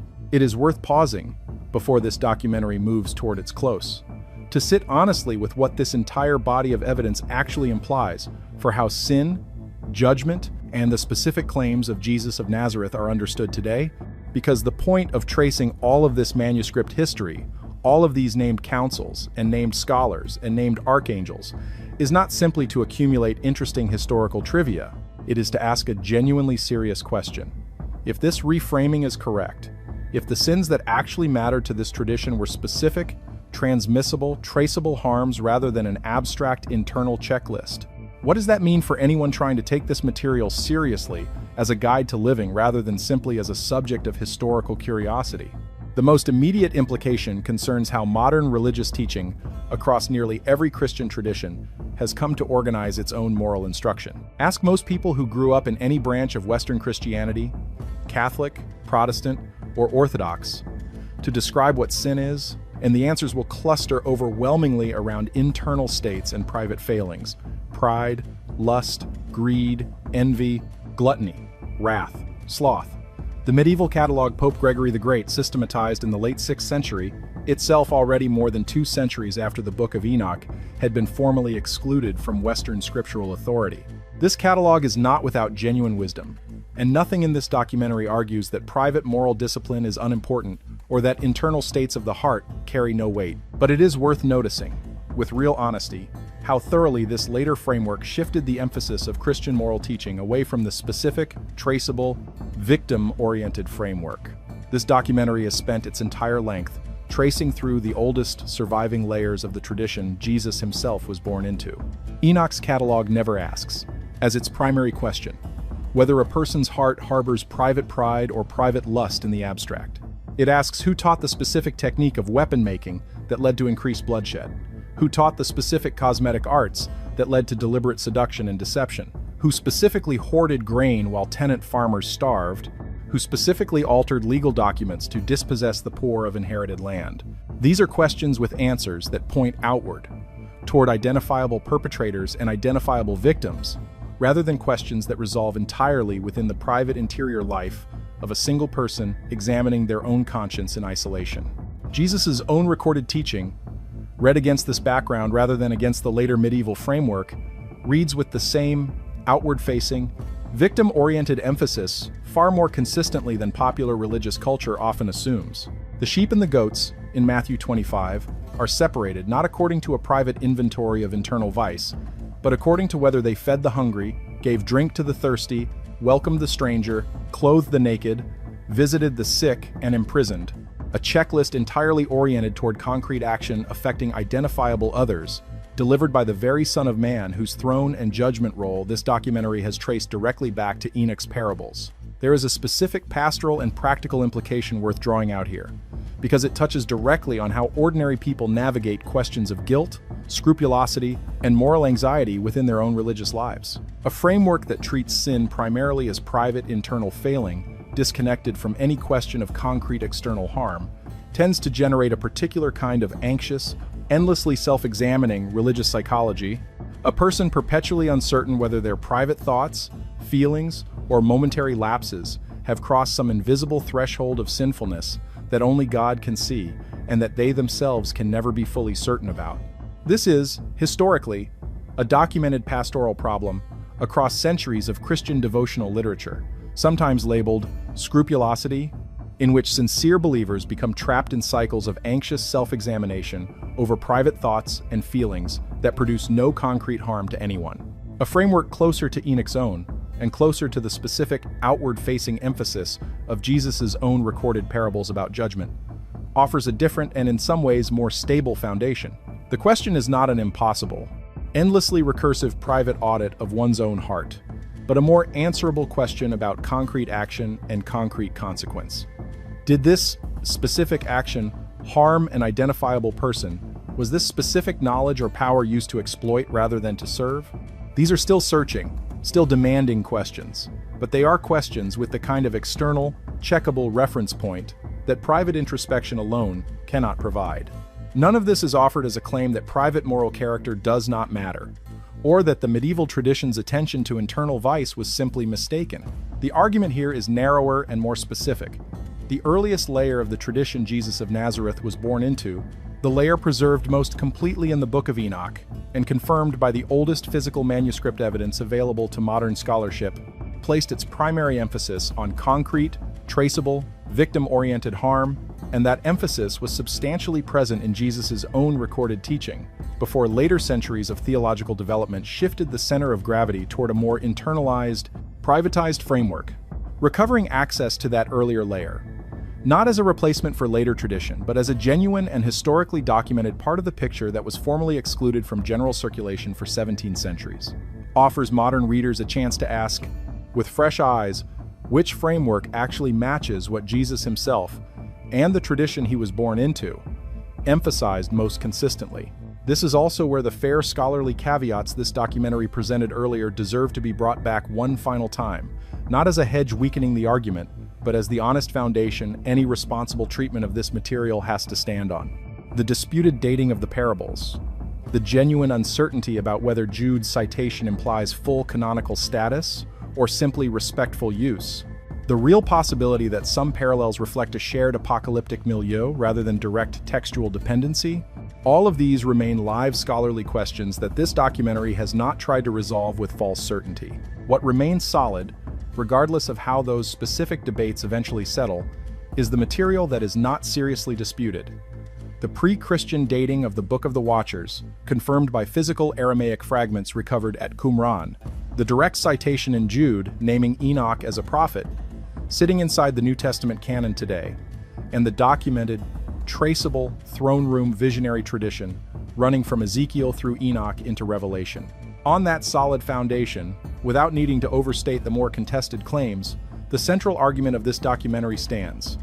A specific, ancient, historically documented body of literature, actively read and preserved by the exact religious communities living in first-century Judea, was formally excluded from the Western Christian canon centuries later, and its absence has left generations of readers without direct access to the framework that made significant portions of the New Testament's own vocabulary about judgment, the Son of Man, and the sins that carry lasting consequence, fully legible to the audience who first received them. There is one thread from earlier in this documentary worth returning to before we bring everything together, because it has been sitting unresolved since we first mentioned it. And it connects directly to how this entire tradition understood the relationship between judgment and restoration, a relationship that matters for understanding Jesus' own ministry as something more than simply an announcement of coming wrath.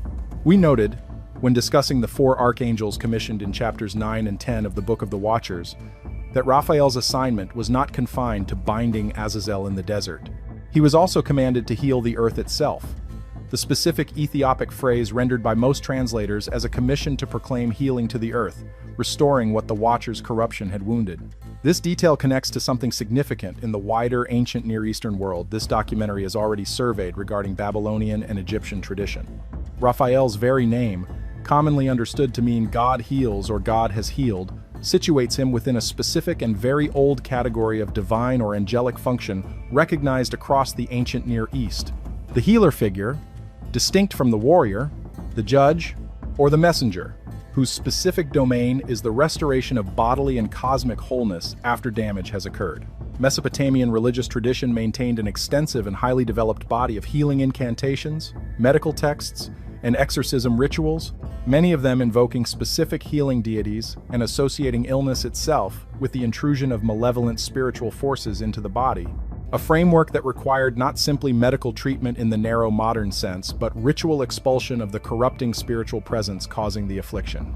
Egyptian medical and magical tradition followed a closely related pattern, with healing deities like Sekhmet paired with corresponding gentler counterparts credited with the power to heal what Sekhmet's own destructive aspect could inflict, and with medical papyri, such as the Ebers Papyrus, blending what a modern reader would recognize as genuine pharmacological knowledge with ritual incantation intended to address the spiritual dimension of illness believed to underlie purely physical symptoms. Enoch's assignment of a specific healing role to Raphael, paired directly alongside the judgment and binding roles assigned to Michael and Gabriel, situates the Watcher's narrative within this same broader ancient Near Eastern framework, in which affliction and corruption require not merely punishment of the responsible party but active, commissioned restoration of what was damaged. This matters directly for understanding the ministry of Jesus of Nazareth as depicted throughout the Gospels, because healing and exorcism sit at the very center of his recorded public activity, appearing far more frequently in the actual narrative content of Mark, Matthew, and Luke than formal teaching discourses do by simple volume of text. The demon-possessed man in the region of the Gerasenes, discussed earlier in this documentary, is not simply confronted and dismissed. He is healed, described afterward as sitting, clothed, and in his right mind, restored to the community that had been unable to help him. The woman with the flow of blood in Mark 5, healed by touching the hem of Jesus' garment. The man born blind in John 9. The 10 lepers in Luke 17. Across all four Gospels, the pattern that recurs constantly alongside Jesus' judgment language, the Son of Man who will judge the nations, is this parallel and equally emphasized pattern of restoration and healing, precisely mirroring the dual commission Enoch's text assigns to the archangels centuries earlier, judgment against the corrupting agents, paired directly with healing for what and whom that corruption had damaged. This dual pattern deserves to sit alongside everything else this documentary has traced, because it prevents the entire argument from collapsing into something narrower and harsher than the actual textual evidence supports. Enoch's tradition, and Jesus' own ministry read against it, is not simply a catalog of coming wrath directed at wrongdoers. It is, consistently, a paired structure: judgment against those who corrupt, and restoration for what and whom that corruption afflicted. The same structure appearing in the Archangel's commission in chapter 10 of the Book of the Watchers, and the same structure appearing throughout the actual narrated content of the Gospels themselves, in which Jesus spends at least as much recorded time healing, restoring, and casting out afflicting spirits as he spends pronouncing judgment against those responsible for the corruption in the first place. Let's go back to where this documentary began. A small fragment of parchment, sitting in a climate-controlled vault in Jerusalem, one of 11 copies of a text that a community living beside the Dead Sea valued enough to copy again and again in the centuries before Jesus of Nazareth was born. And a council of bishops meeting in Asia Minor 3.5 centuries after his death, formally deciding that this same text no longer belonged inside Christian scripture. Over the course of this documentary, we have tried to walk through, carefully and with as much fairness to the counter-evidence as the strongest version of that counter-evidence deserves, exactly what was contained in that removed text, and exactly what its removal actually took away. It did not take away a hidden gospel. Nothing in this documentary has claimed that Jesus of Nazareth secretly said things that some conspiracy later suppressed, or that there exists some lost sayings, tradition more authentic than the four Gospels currently in every printed Bible. That is not the claim, and it would not be an honest claim to make based on the evidence available. What this documentary has argued, and what the manuscript record, the patristic correspondence, and the internal New Testament citation in Jude actually support, is something more specific and, in its own way, more consequential. The removal of the Book of Enoch took away the framework, the conceptual and cosmological background, that made significant portions of Jesus' own recorded teaching, the words already sitting in every printed Bible, fully legible to the audience who first heard them. When Jesus called himself the Son of Man, he was not reaching for a vague, generically impressive title. He was invoking a specific figure, with a specific throne, a specific role, judging kings and the mighty, a specific pre-existence before creation itself, already developed in detail across more than 30 chapters of a text that this documentary has shown, through direct textual comparison, tracks his own recorded language, with a precision that goes well beyond loose thematic resemblance. When the demons in Mark and Luke beg him not to send them into the abyss, they are not expressing a generic, undefined dread. They are naming a specific place, understood within a specific cosmology, in which the spirits of the corrupted Watcher's offspring are confined pending a specific, scheduled day of judgment. A cosmology this documentary has shown, again through direct comparison, is laid out in exhaustive detail in a text most Christians today have never opened. When Jesus names a singular category of unforgivable sin, standing apart from every other sin he treats as reachable by mercy and repentance, he is drawing on a precedent centuries older than his own ministry A precedent this documentary has traced directly to the fallen watcher's own failed petition for forgiveness, and the specific reasoning given for why no path back existed for them. And when this same tradition, across every layer of its composition, from the earliest catalog of Azazel's forbidden teaching to the epistle's woes against the wealthy who hoard grain while the poor starve, insists that the sins, which actually carry lasting consequence, are not private, unspecified, internal failings, but specific, traceable, nameable harms done by identifiable agents to identifiable victims, it offers a lens onto Jesus' own teaching about judgment, about the sheep and the goats separated according to concrete acts of mercy and neglect, about the rich man and Lazarus, about the woes pronounced against those who build their comfort on the suffering of others. That a purely internalized, privatized framework of sin, however dominant that framework became in the centuries following Enoch's exclusion, does not fully capture. This documentary has tried throughout to hold two things in tension without collapsing either one into the other. On one hand, the genuine, documented, textually verifiable connections between the Book of Enoch and the New Testament. Jude's direct citation, the shared throne room visionary architecture running through Ezekiel and Revelation, the parallel structure of the Son of Man in Enoch's parables and in Jesus' own self-description, the shared cosmology underlying the gospel demon's specific fears, the shared moral emphasis on concrete, traceable harm rather than abstract vice. On the other hand, the genuine, serious, scholarly complications that any honest treatment of this material has to acknowledge. The disputed dating of the parables, specifically, the real uncertainty about whether Jude's citation implies full canonical endorsement or simply respectful use, the real possibility that some of these parallels reflect a shared cultural and literary environment rather than direct dependency in one specific traceable direction. Both of these things are true simultaneously, and a documentary that only presented the first, without the honest weight of the second, would not deserve your trust, and neither would one so cautious about the second that it refused to draw out the genuine significance of the first. What remains, after holding both of these honestly, is this: a specific, ancient, well-documented body of Jewish apocalyptic literature, confirmed by physical manuscript evidence to have circulated widely in exactly the time and place where Jesus of Nazareth was born, taught, and was executed, quoted directly and by name as prophecy, in a letter that sits inside the New Testament canon today, was formally excluded from general Christian circulation by a series of decisions made across the 4th and 5th centuries, decisions whose own documented reasoning, examined honestly in the actual surviving words of Jerome and Augustine, centers on questions of transmission, reliability, and canonical boundary drawing, rather than a confident refutation of the text's specific content. That exclusion held, nearly total across the Western Christian world, for 17 centuries, broken only by one church in the Ethiopian highlands that never accepted the authority making that decision, and by a set of small parchment fragments, buried in jars and caves above the Dead Sea, waiting in the dry desert air until a Bedouin shepherd stumbled across them in 1947, nearly 2,000 years after they were first copied by hands that could never have known who, eventually, would read them again. The tablet in the vault, the fragment in the museum, the manuscripts in the Ethiopian monastery, none of them are secret in the sense of being actively hidden today. They are cataloged, studied, translated, available to anyone willing to look for them, the way the fragment in Jerusalem's climate-controlled vault has sat available to specialists for decades. What was lost was not access in the narrow, literal sense. What was lost was the ordinary, everyday familiarity that most Christians once had. In the centuries before Laodicea, with the specific vocabulary and cosmology their own scriptures were built on top of, a familiarity that made a phrase like Son of Man, or a fear like the abyss, or a category like the unforgivable sin, immediately legible rather than mysterious. That familiarity can be recovered.